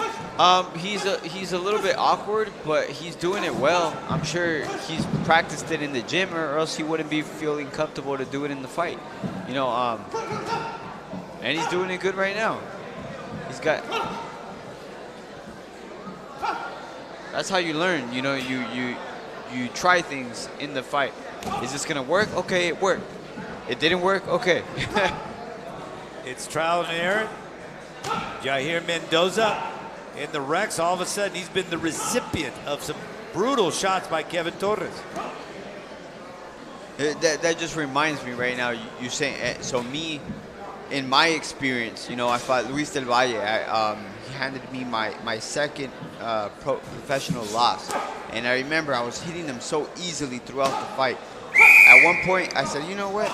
I'm going to turn southpaw. I turned southpaw, and I did it consistently throughout the round. And towards the end of the round, he caught me with a solid left hook. I knew eventually I'd get that out of him, you know that? And asked me if I'd ever turn southpaw in a fight again. No, the answer is no. So I learned there, okay, I can't do it well. So don't turn. So maybe one day Kevin Torres is going to learn that, or he's going to get really good and not have that happen to him, you know? Yeah. So that happened to me, my experience. I'm never doing that again. Kevin, did you ever do it? Yeah, I've switched southpaw a few times. I was actually pretty good at it, to be quiet. But I used to train for it ever since I was a teenager. So, you know, I always wanted to be able to switch left or right. There you go. Yeah. Yeah. So once again, did Kevin Torres train for it a little bit more? Most likely. And here we go. Watch this uppercut here by Kevin Torres. There's the upper. With the left hand. With the left hand from the southpaw position. So that's good, man. Yeah, you can see a little delay on it, though, and that probably is because it's not his natural position. But yeah. Overall, I think he's doing a pretty good job, southpaw, quite honestly. But as a kicker in the NFL, Chris, I never tried to kick left-footed. Okay, there you go. I never tried to kick left-footed. Perfect example. I don't think you guys got any brownie points to try. Like, they just want you to make it, right? Let's see if it is a 4-round fight, and we'll get this thing. Yeah, Jose Cobian thinking it's a 4. It is a 6-rounder in the welterweight division. Kevin Torres picking it up. And again, Kevin, this is about the time when a guy who's dropped 10 pounds in 1 week is going to start feeling it. Yeah, around about the middle of the fight, I think you'll. But once again, you know, it just depends on how conditioned you have been, you know, and I think Kevin stays in the gym, so he's not slowing down, that's for sure. I have to reiterate the fact that Kevin is a young guy. If he was an older guy with old legs, then yes. But Benny, he's a young kid, and he's getting stronger as the fight goes on. You know, to me, he's throwing harder punches. Being very active is Kevin Torres.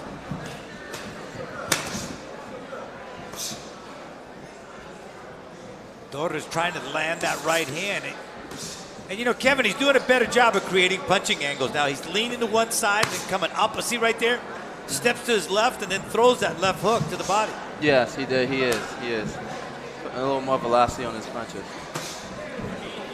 And this is one thing, you know what, I was touching on the subject, you know, I recently opened a gym, Benny, and I was touching on the subject with some kids that I've been training. You either have a six-pack as a boxer like Kevin Torres right now, or you have a keg like Yair Mendoza, because he's taking solid shots to the body and he has not folded. Torres trying to find it. Now all of a sudden now, Mendoza tapping on that keg and delivering a couple right hands. Both of them missing right there. Mendoza now trying to close that space. That was actually a really good body punch right there. Doing great body work. He keeps going to Yair Mendoza's body, and you don't see it. You don't see it on Mendoza's body language that it's hurting him.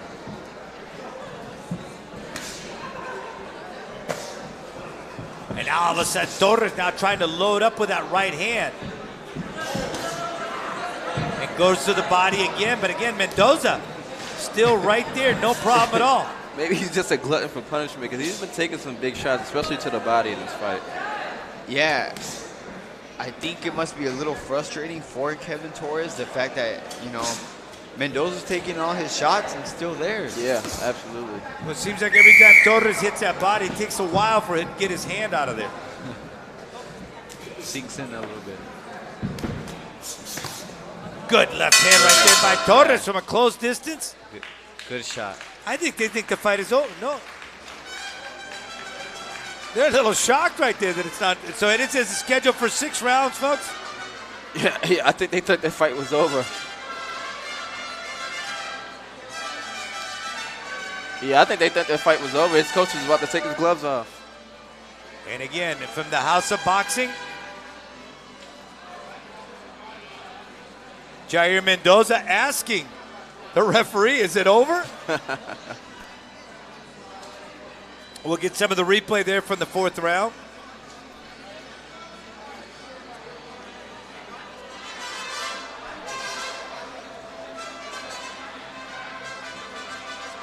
Here is Yair Mendoza. Feints right there and misses. And now he finds a left ear. And a big right hand by Mendoza.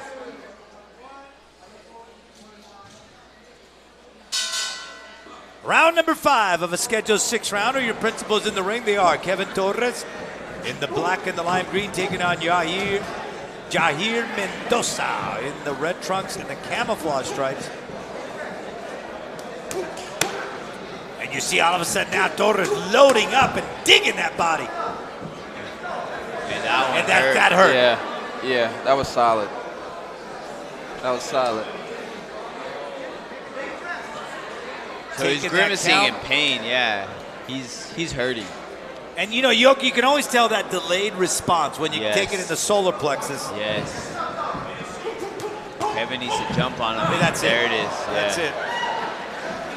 That's it. Jose Cobian stops it, and Kevin Torres now goes to 12. 1-1 in his record. Took the fight on a 1 week's notice. And like we said, he was in great shape. Had to drop 10 pounds, but he was in great shape. And comes out here and slugs it out, mixes it up, attacking the body and the head, and gets the win. Yair Mendoza, a valiant effort, gave it everything he had, took it while he could, but finally it was too much. So Kevin Torres, the body attack, paid off. And this is a young fighter, you mentioned, Chris, so he's still a learning experience for him every time he gets in the ring. Yeah, absolutely. So here in his last fight, he got a quick TKO victory in his comeback fight after his first loss. But in this one, he had to work for it, Benny. And I think that's what he needed. He needed the rounds. Let's take a look at his body work right here and watch him dig that body. That's the one. Watch the delayed response. And another one.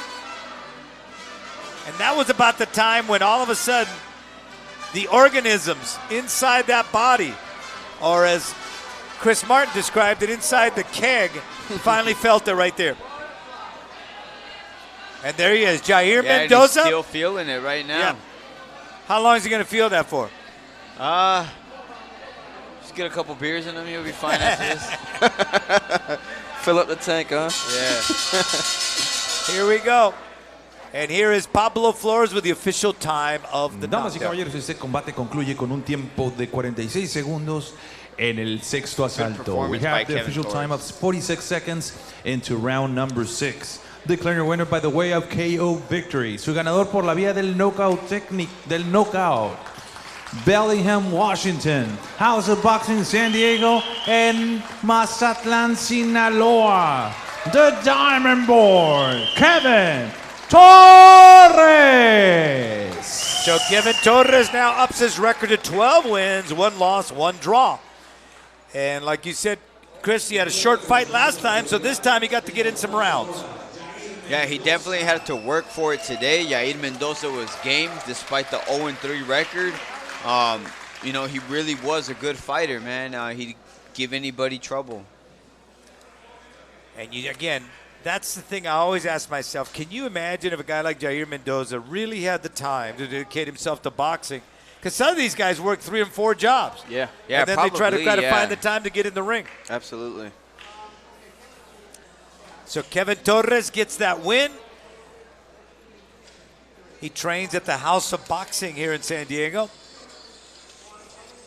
Came down from, and we see some of the beautiful girls here in Tijuana who let us know and help us out by letting us know what round it is. There they are. And you know it's a great, great fight when the fighter on his face has more stitches than the ring card girl's got in her outfit. That's when you know it's a great fight. Well said, Benny. Well said. Global Sports Streaming presenting Best in Boxing. And tonight we are at the Big Punch Arena in Tijuana, Baja California. A place where they love boxing and people come out to support it. A lot of boxing gyms in Tijuana. And at one time, top 10 fighters in Tijuana were all over the place. Top 10 in the world. And it seemed like if you really wanted, now when you were training, Chris, and especially at your weight, it's pretty easy to find good quality opponents here to spar with, right? Oh, definitely. Here in right before turning professional, I sparred a lot here in Tijuana at Azteca Boxing Gym and Colonia Independencia. I mentioned them because they helped me a lot at the beginning of my career. I pay homage to them by naming my boxing gym in San Diego that, Azteca San Diego Boxing Club, and because they helped me so much at the beginning of my career. And of Lots course, of good in your fighters. particular weight, Kevin Ollie, at 150, junior middleweight, it's a little bit tougher to find opponents down here. Yeah, it is a little bit tougher to find opponents. I never really got the quality of opponents I really wanted, but at the end of the day, they come tough, and you know that for sure, regardless. So, Absolutely, that's one thing you can say about Tijuana is the fighters come tough. This is going to be in the bantamweight division. It's going to be 6-rounder. Jose Maria Carrillo and Eduardo Lopez from Rosarito, Baja California. And we're waiting for the entrance of Eduardo Lopez. Jose Maria Carrillo is already in the ring. He weighed in 118 pounds. Eduardo Lopez also at 118 pounds. And here we go.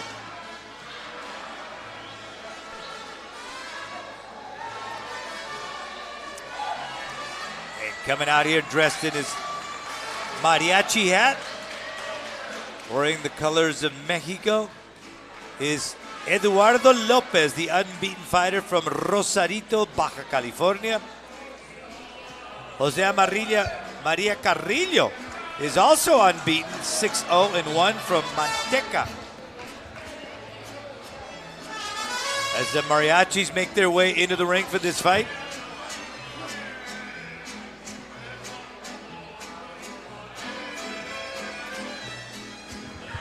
The festive night here in Tijuana. As the mariachis make their way into the ring. Mariachi de Mexico.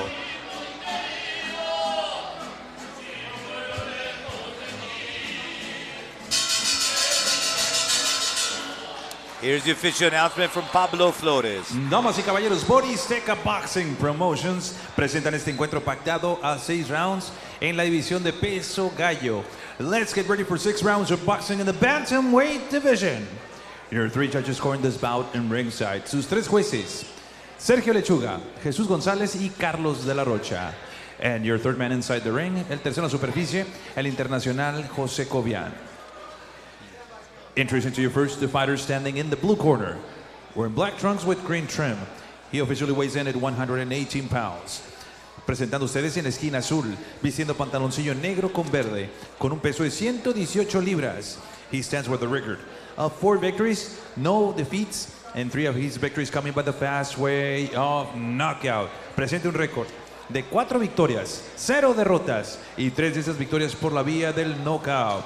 Del Team Paco Cuesta de Rosarito, Eduardo Lopez.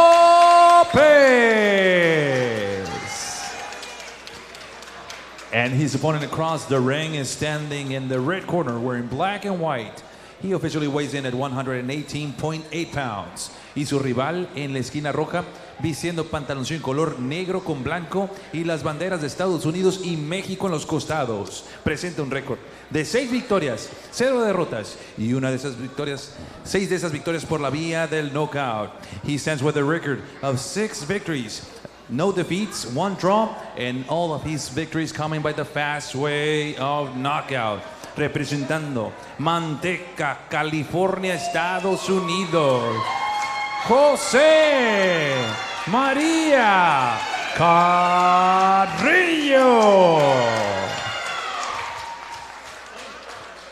6 rounds, 6 asaltos. This is going to be in the bantamweight division. Jose Cobian giving the final instructions. Deportivamente vienen con la campana. Mouthpiece in, seconds out. Fuera segundos.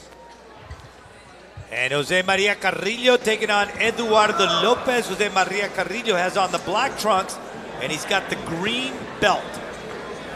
Carrillo has the all black trunks, black belt, and he's got the Mexican flag along the side of his trunks. It is scheduled for 6th round in the bantamweight division.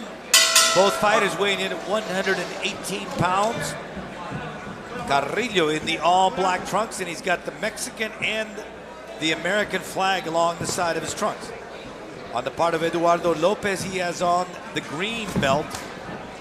And I think this is going to be the fight of the night, folks. Just looks like it might be.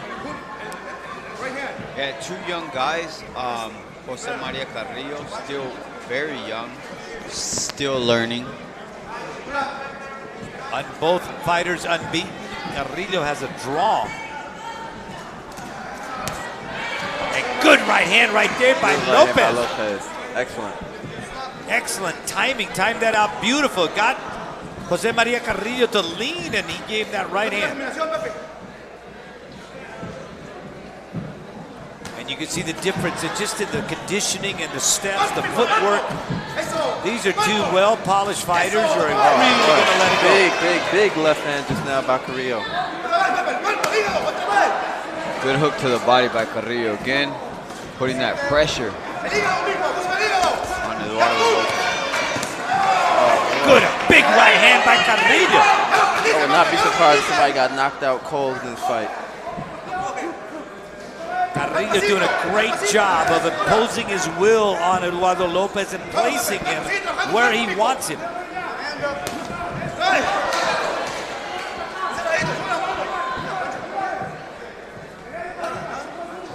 And you mentioned, Kevin, these guys are throwing heavy leather. They are lighter weights, but I mean, that's why we have weight classes, you know.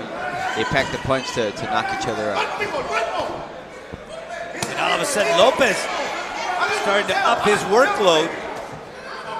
It's like Lopez is fighting with a chip on his shoulder. He's like, man, you guys called me in here to fight, be the B side, I'm the A side.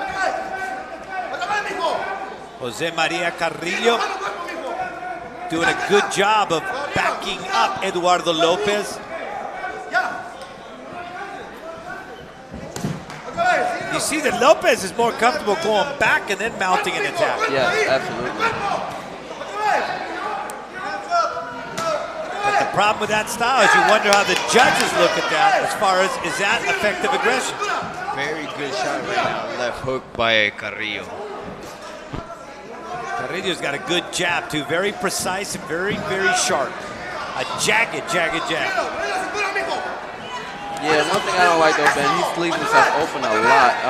Lopez, he isn't throwing anything for a little bit though, so. And as you say that, all of a sudden Carrillo caught one in the chin.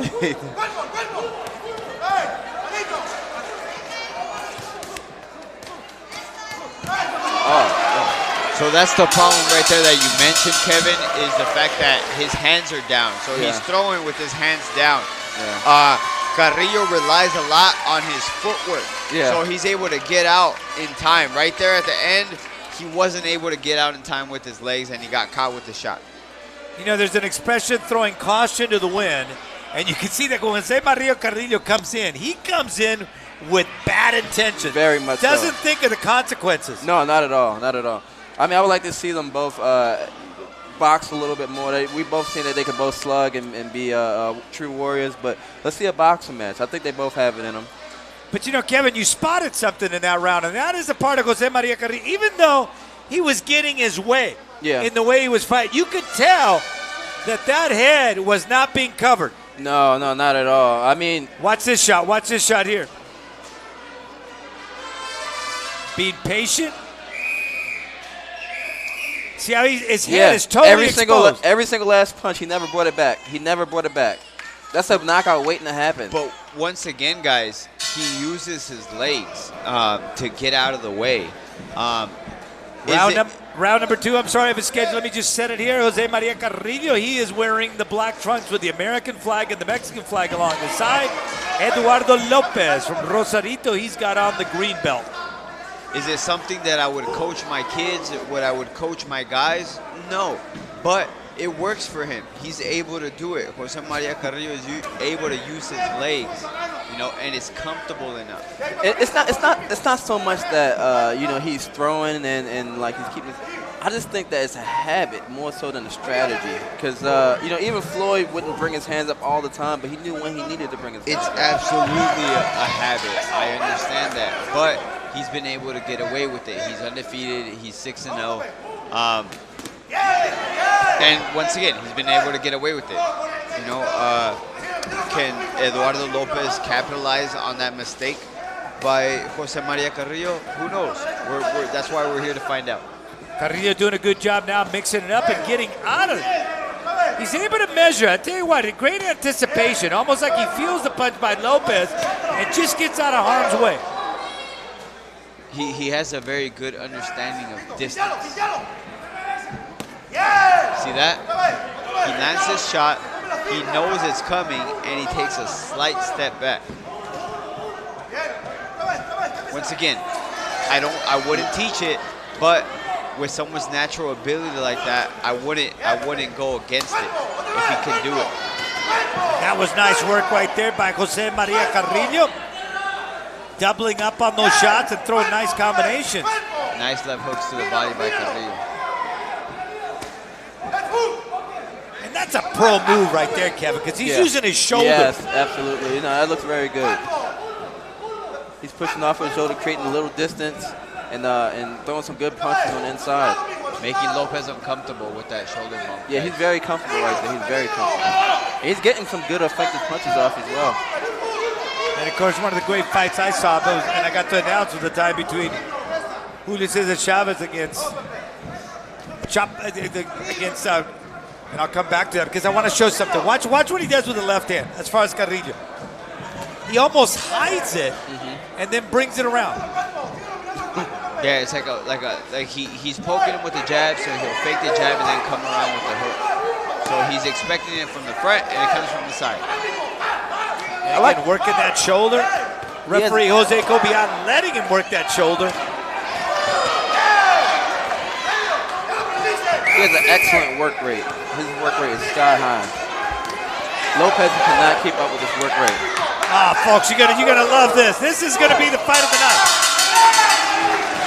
So you guys predicted He ended that fight like it never even started. He ended that round, I should say, sorry, like it never You guys started. predicted it at the beginning, and it's held up. You know, this is a very good fight through 2 rounds. You know, and I expect it to get better, despite the little mishap there in the corner. The most dangerous part was the corner right there. He almost fell out of his stool. He got knocked out in his corner. Now watch this excellent exchange between these two fighters. You got a very game Eduardo Lopez and a very skilled Jose Maria Carrillo. And here you go. Kevin, that's good work right there inside. Yeah, very good work. He got some good punches off there, clean punches. He's doing a good job. And you mentioned, Chris, about his legs. His legs, although we can't see it, you can just see that bounce that he's got in those legs. Yes, so look how he punches, and whenever Eduardo Lopez is ready to throw, Carrillo's already out of there. Reminds me of a very good former champion, Chris Martin. Chris Martin. Is that Chris or Christopher? Here we go. Jose Maria Carrillo, he's got on the black trunks with the American flag and the Mexican flag along the side. Eduardo Lopez has on the black trunks with the green belt. Carrillo, who's had a brilliant night. Mixing up his punches, using his legs, getting out of harm's way, using his shoulders when he gets inside. Lopez has had his moments too, but not nearly as accurate as Jose Maria Carrillo. I think Carrillo is frustrating Lopez by the way he just keeps touching him. He keeps touching him over and over. And Lopez now is starting to load up his workforce, is now trying to come with punches. Jose Cobian urging Lopez to elevate those punches. And now you see Carrillo switch to southpaw. Here's a famous Chris Martin move right here. Let's hope it don't turn out the same. Yeah, that's exactly. Exactly. Let's hope it doesn't turn out the same. And he's Oh, getting hit. man, yeah, he's getting That's hit big another time. one. He's staying there. So he needs to go back to being orthodox. Oh, look at that. Because it's not working out for him. No, He it's needs to not working realize out it. I already. think he just did, and he's back. He's back to his normal game plan. And now Carrillo goes back to work. Lopez has used a lot of energy in this round. Nice job by Carrillo here, really working that body. Very. Giving him all kinds of punching angles, mixing it up beautifully. Jose Maria Carrillo. As a boxing fan, this is why we love the lower weight classes. This is why we love the bantamweights, the featherweights, the lightweights. These guys throw. The only place these guys save is at the bank. They bring it here and they bring it again and again. Jose Maria Carrillo has Eduardo Lopez against the rope, and watch him use that shoulder. That is a veteran move. And he's making Lopez uncomfortable right there in the corner. Just with that veteran move that you mentioned, Benny. Carrillo not slowing down at all. No, not at all. He's a workhorse. Bringing it time and time again. And there he goes, turning southpaw again, and this time it's working for him. And both fighters now letting it go. But again, now you're switching to a southpaw and he seems lethargic. That was an excellent round. By both fighters, that was an excellent round. That's definitely one of the Eduardo best rounds we've Lopez, seen. Jose Maria Carrillo. Man, I tell you what, I haven't seen a guy with this type of endurance in a long time. This dude his punch rate is sky high. Okay, so Chris, if you had to beat CompuBox, how many punches do you think you threw in that round? 100 each. 100 each? Connected 90. What do you think, Kevin? I think Carrillo, I think he threw. Yeah, I would give him about 100, maybe a little over, but probably give Lopez around 75 to 80. Now watch this exchange. Count the punches, folks. Oh, this is when he switches to southpaw. Watch him get tagged here. he's just not able to land. And look at that, he Oh, got yeah, tagged big. twice. Yeah. I believe this was a sequence when he went back. He turned back around to orthodox because it wasn't working. So this is round number 4 of a scheduled 6-rounder. Jose Maria Carrillo. He is wearing the black trunks with the Mexican flag and the American flag along the side. Eduardo Lopez in black and green. So far, it has been a Jose Maria Carrillo fight. Lopez has had his moments, but Carrillo has been absolutely brilliant, except when he turns to southpaw.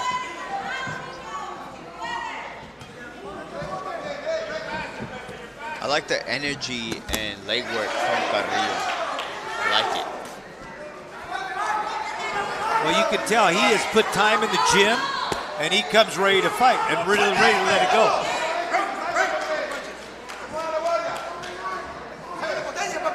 Both of these fighters are unbeaten. Jose Maria Carrillo 6-0 and 1 draw. Eduardo Lopez 3-0. Both of them having their moments. And you know this is a good fight when you barely seen Jose Cobian.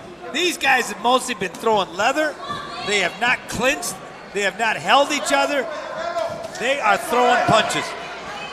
It's definitely a good thing when you don't see the referee, Benny. It's always a good thing. And Mr. Cobian has always done a good job with that. Like you mentioned earlier, he works fights here in Tijuana, and he works fights in California.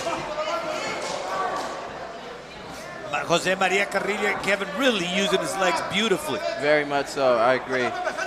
You know, this is a good game fight, to be quite honest with you. I think this is a nice even fight, and I still think Lopez could come out strong if he has to switch up his strategy a little bit more right now, though, because he's just really trying to throw bombs and look for openings, but he has to create his openings at this point.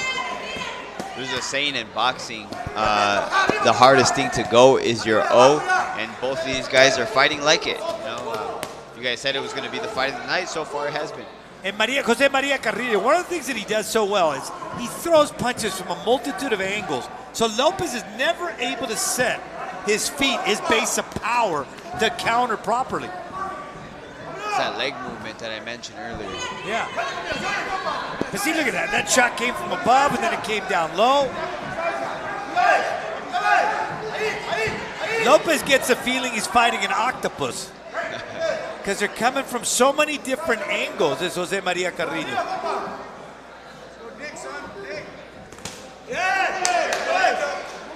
He's got a lightning fast, man. You know, it's interesting, Kevin. It seemed like that head was there. But then, like what Chris pointed out, he uses his feet so well, you're not able to get to it. Lopez trying to get it. And both of them now loading up and letting it go. Oh, that was beautiful. That was excellent.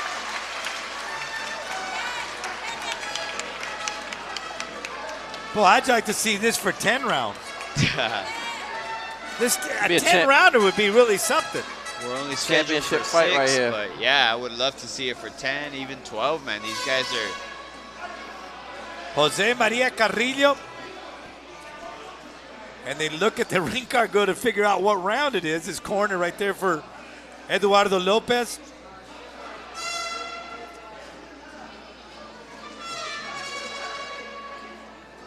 And you get the instructions right there in the corner of Jose Maria Carrillo. Looks like he's having a great time out here. Global Sports Streaming presenting the best in boxing. And this is one heck of a fight. Jose Luis Ramirez is over there in the corner of Carrillo.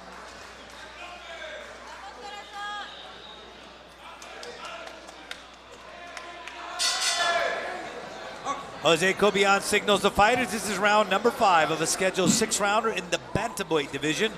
Both fighters weighing in at 118 pounds. Jose Maria Carrillo, black trunks, the Mexican flag, and the American flag along the side. Eduardo Lopez in the black trunks and the green belt. And they might want to fix his belt right there. Yeah. His protector below there. Let's see if Jose Cobian, rearranges that when there's a pause. If there ever is a pause, because these guys have gone at it from the very beginning. Jose Maria Carrillo has gotten the better of it. And I think he's on his way to pitching a shutout, but that is my unofficial view of the fight.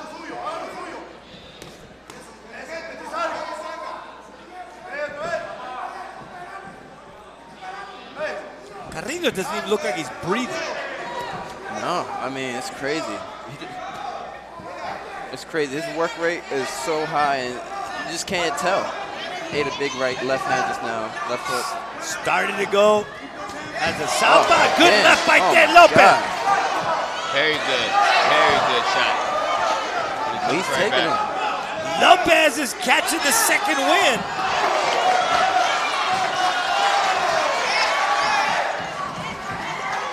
Lopez has definitely won the battle of the power punches in this fight, hands down. But you know, Kevin, this is the first time he's actually gone forward. He's been going back to That fight. is true. Now he's coming forward. Yeah, maybe his corner just had to get to him and say, hey, man, you're losing this fight. You got to come forward. And he's doing a great job.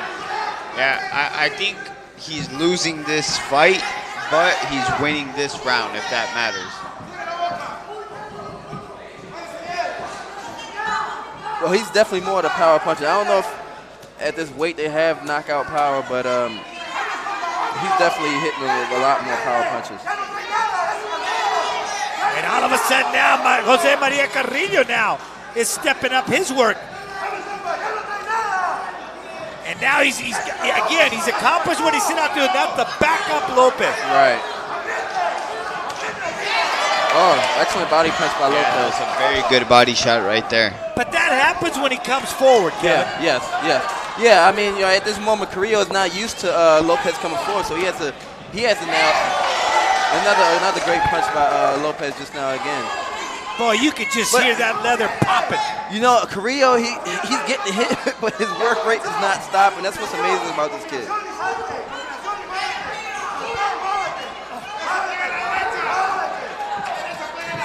And you know what? This kind of goes back to our commentary, Ben, about rhythm. You know, you see Carrillo's rhythm is he hasn't lost his rhythm the entire fight. That's why he's able to fight the way that he's fighting right now and keep his work rate going. And he just keeps throwing. And we've got one more to go. This is a great fight. Very entertaining fight. Small guys always give us a lot of action, though, don't they? And they do. They come to fight. Oh, and man. Especially here in Mexico where, you know, these fighters, especially at the lightweight division, yeah, they don't know how to hold. They don't know how to grab. They don't know how to do anything. All they know how to do is throw leather. Throw leather.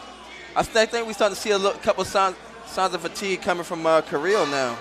Working on the nose of Jose Maria Carrillo right there, his corner.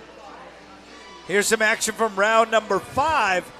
And let's take it, Lopez coming forward. There he is. Oh, boy. That was a good shot right there. He started coming forward, and all of a sudden, Jose Maria. But then again, Jose Maria Carrillo comes back and come back, yeah.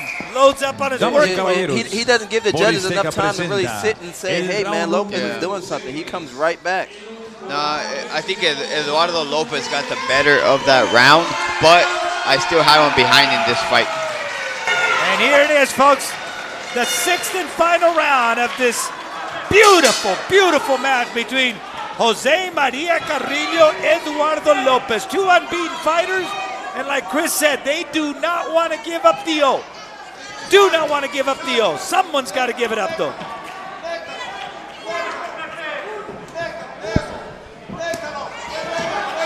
And Eduardo Lopez loading up right off the bat, trying to back up Carrillo. That's been the most effective way for Lopez to fight.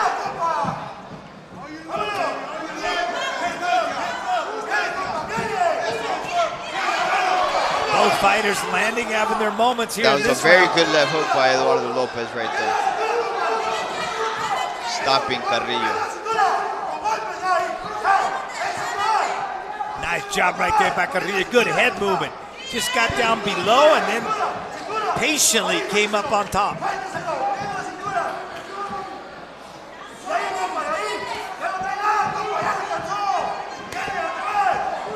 Now Carrillo's starting to lead with that uppercut, coming in with that uppercut.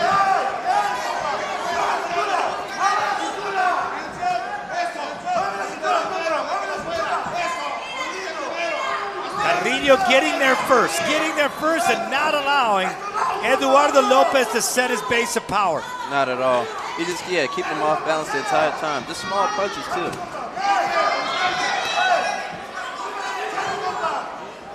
Every time Lopez wants to load up, Carrillo comes with 1-2.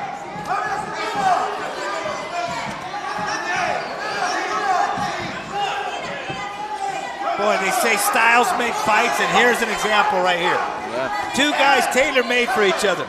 They really are, Benny. These guys are showing excellent boxing skills. They're throwing punches, evading shots, landing shots. This is a very good boxing match. Definitely a fight to remember. Looks like I got a little bit of blood over here on my belt sheet. These are not the best seats, Kevin. Oh my God. It's about aggression and anticipation, contact and counter.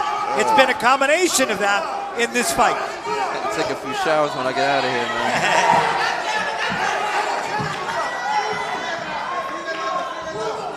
And Jose Maria Carrillo taking the fight to Lopez. Lopez wants to throw, but he's not able to. Carrillo just doing a brilliant job of just smothering him. He smothers him, then he moves in and out. He's just a very good boxer, is Carrillo. And a good punch by Lopez that time, catching Carrillo as he was going back. And Carrillo comes right back. Nobody wants to see this fight end. What a fight! Aggression, anticipation, counter, and contact. Excellent fight. Excellent fight.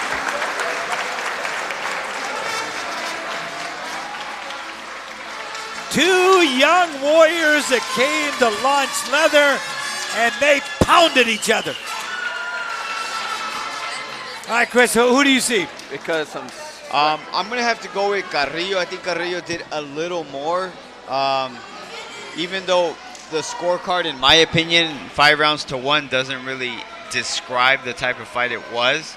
But I had Carrillo edging out. Kevin, how do you see it? Rounds.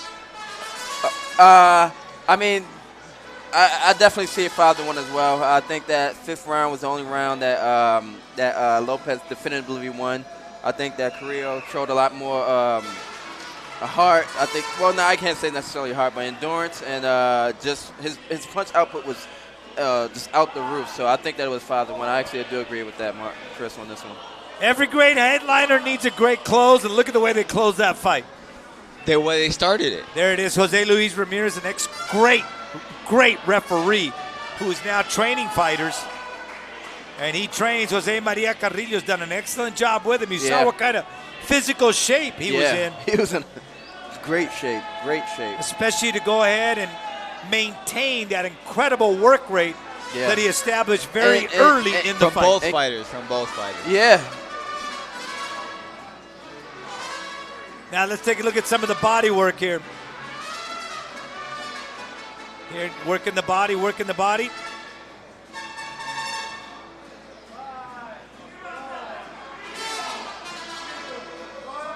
No body work so far. You know, to be quite honest, I did not expect that type of action coming from Carrillo. Maybe he meant the body of work. Hey.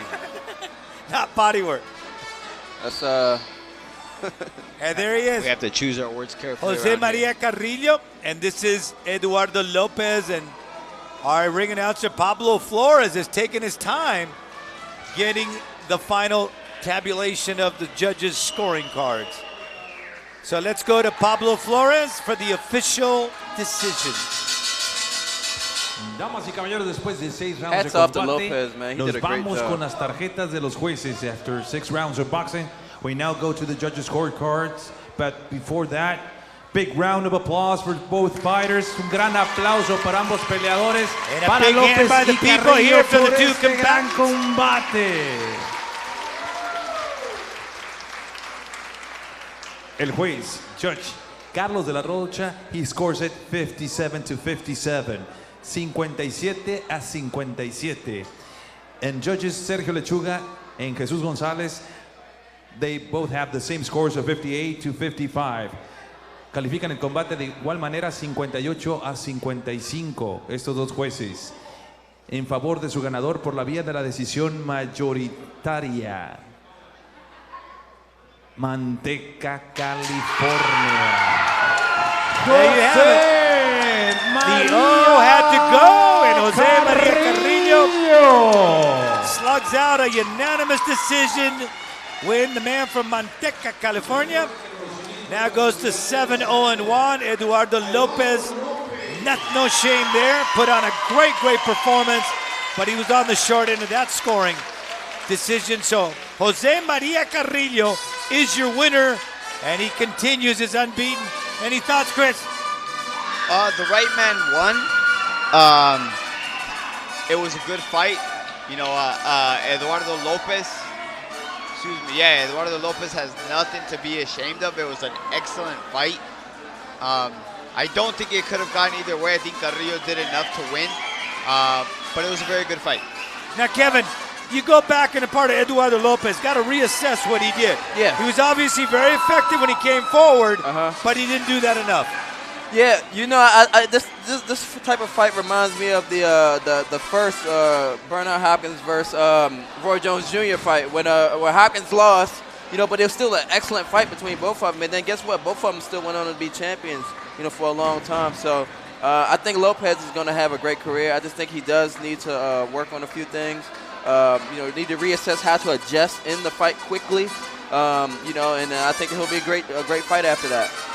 So we are ready now for our main event of the evening, and boy, how are you going to top this one? Oh, man, I'm not sure. Our main event is going to be an 8-rounder in the super featherweight division. Roberto Meza taking on Angel Viedas from Tijuana. And this is Angel Viedas. 23 wins, 9 losses, 1 draw. He weighed in at 129 pounds. He is going to be taking on Roberto Meza. Angel Viedas talked about the opportunity that presents himself. A great opportunity right here, and he plans to make the maximum use of this particular, because he says this is the kind of fight that could lead to titles and many big opportunities. So Angel Viedas very serious about his training for this fight. And now here we get Roberto Meza from Temecula, California, with a record of 12 wins and 1 loss. Also weighed in at 129 pounds.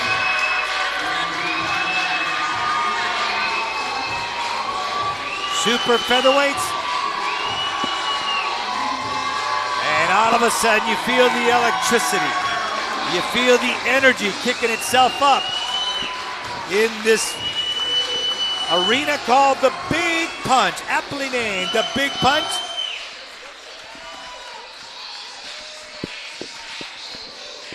Jose Luis Rodriguez also in the corner of Angel Viedas.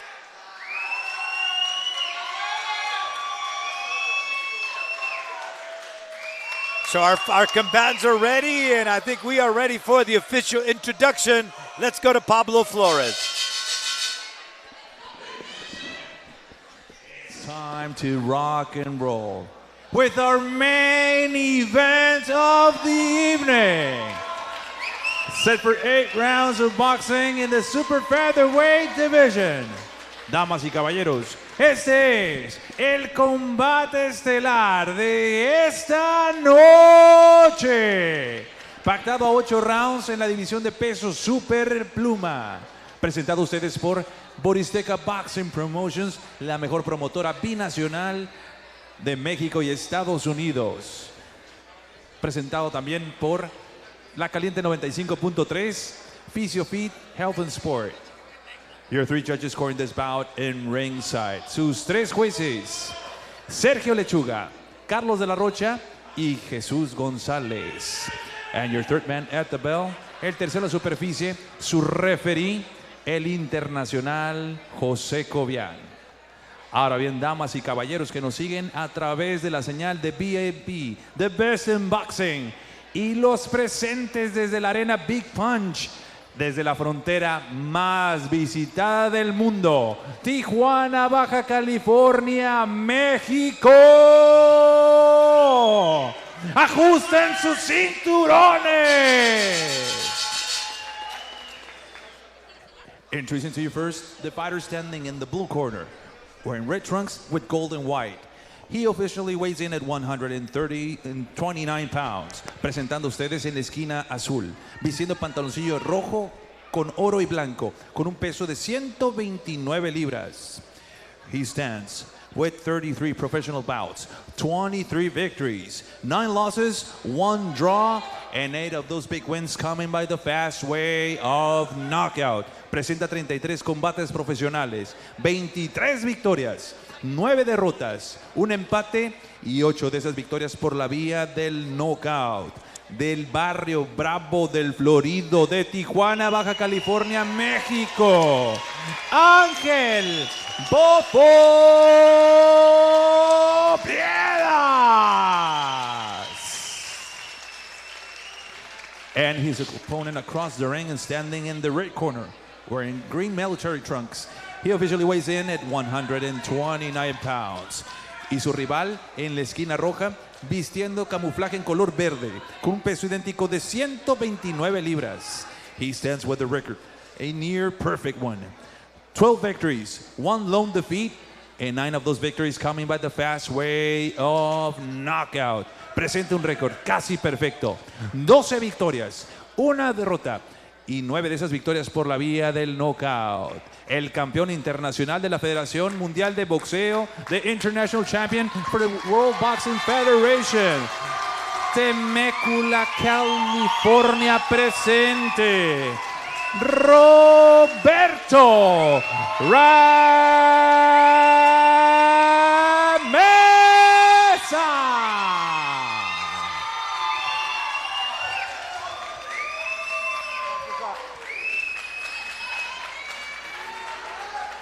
Ya les di instrucciones. I already gave instructions at the corner. Ya les di instrucciones sus esquinas. Protégese todo el tiempo. Viene con la campana.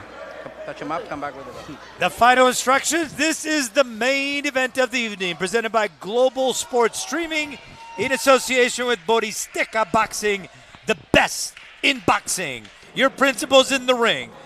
Wearing the red trunks is going to be Ángel Viedas from Tijuana, Baja California. In the camouflage trunks, it is Roberto MEZA from Temecula, California. 8-round super featherweight. Both fighters weighing in at 129 pounds. MEZA, with a bit of an unorthodox style, is bringing the fight to Ángel Viedas. Viedas is a veteran of 33 professional fights. Yeah, something I didn't expect right off the bat, Benny, is for Roberto MEZA to come out and look for the bout. Usually he's the guy on his back foot, backpedaling, using his jab, boxing.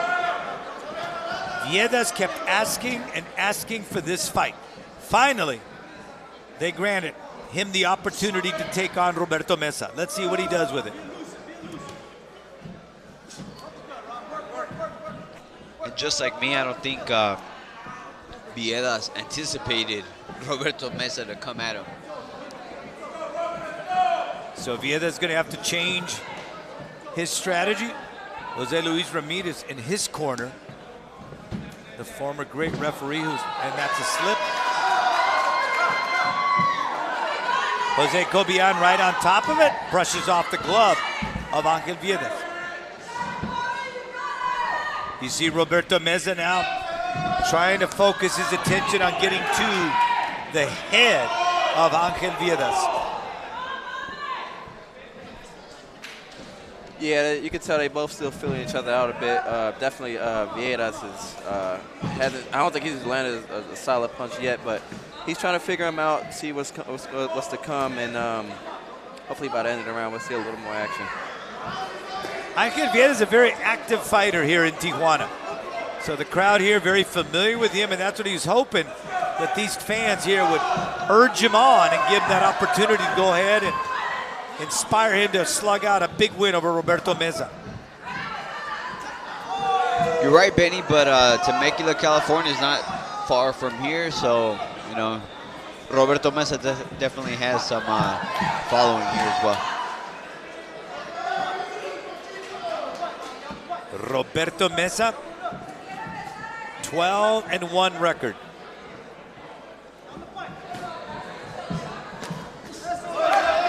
And you get the feeling that Viedas is feeling him out and just feeling what kind of power, what kind of range, what kind of arsenal Roberto Meza has. Yeah, I think he also is a little nervous as well. You know, this is definitely a big step up for him. Good right hand by Meza. You know, a win over Meza, like he said, you know, would be a good thing for him. So, got to work those nerves out. Final seconds of round number 1 of a scheduled 8-rounder. This is our main event of the evening, presented by Global Sports Streaming. Best in Boxing in association with Boristeca Boxing. We go to the corner of Roberto Meza. Definitely a round for Meza in that round. He showed a lot more, just everything.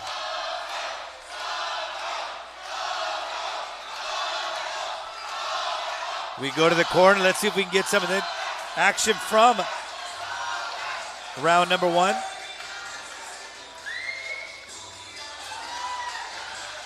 Here is Roberto Meza showing you his ability to be able to go ahead and elude punches. Good head movement. None of those landed. No, I think that last thing was like a push almost.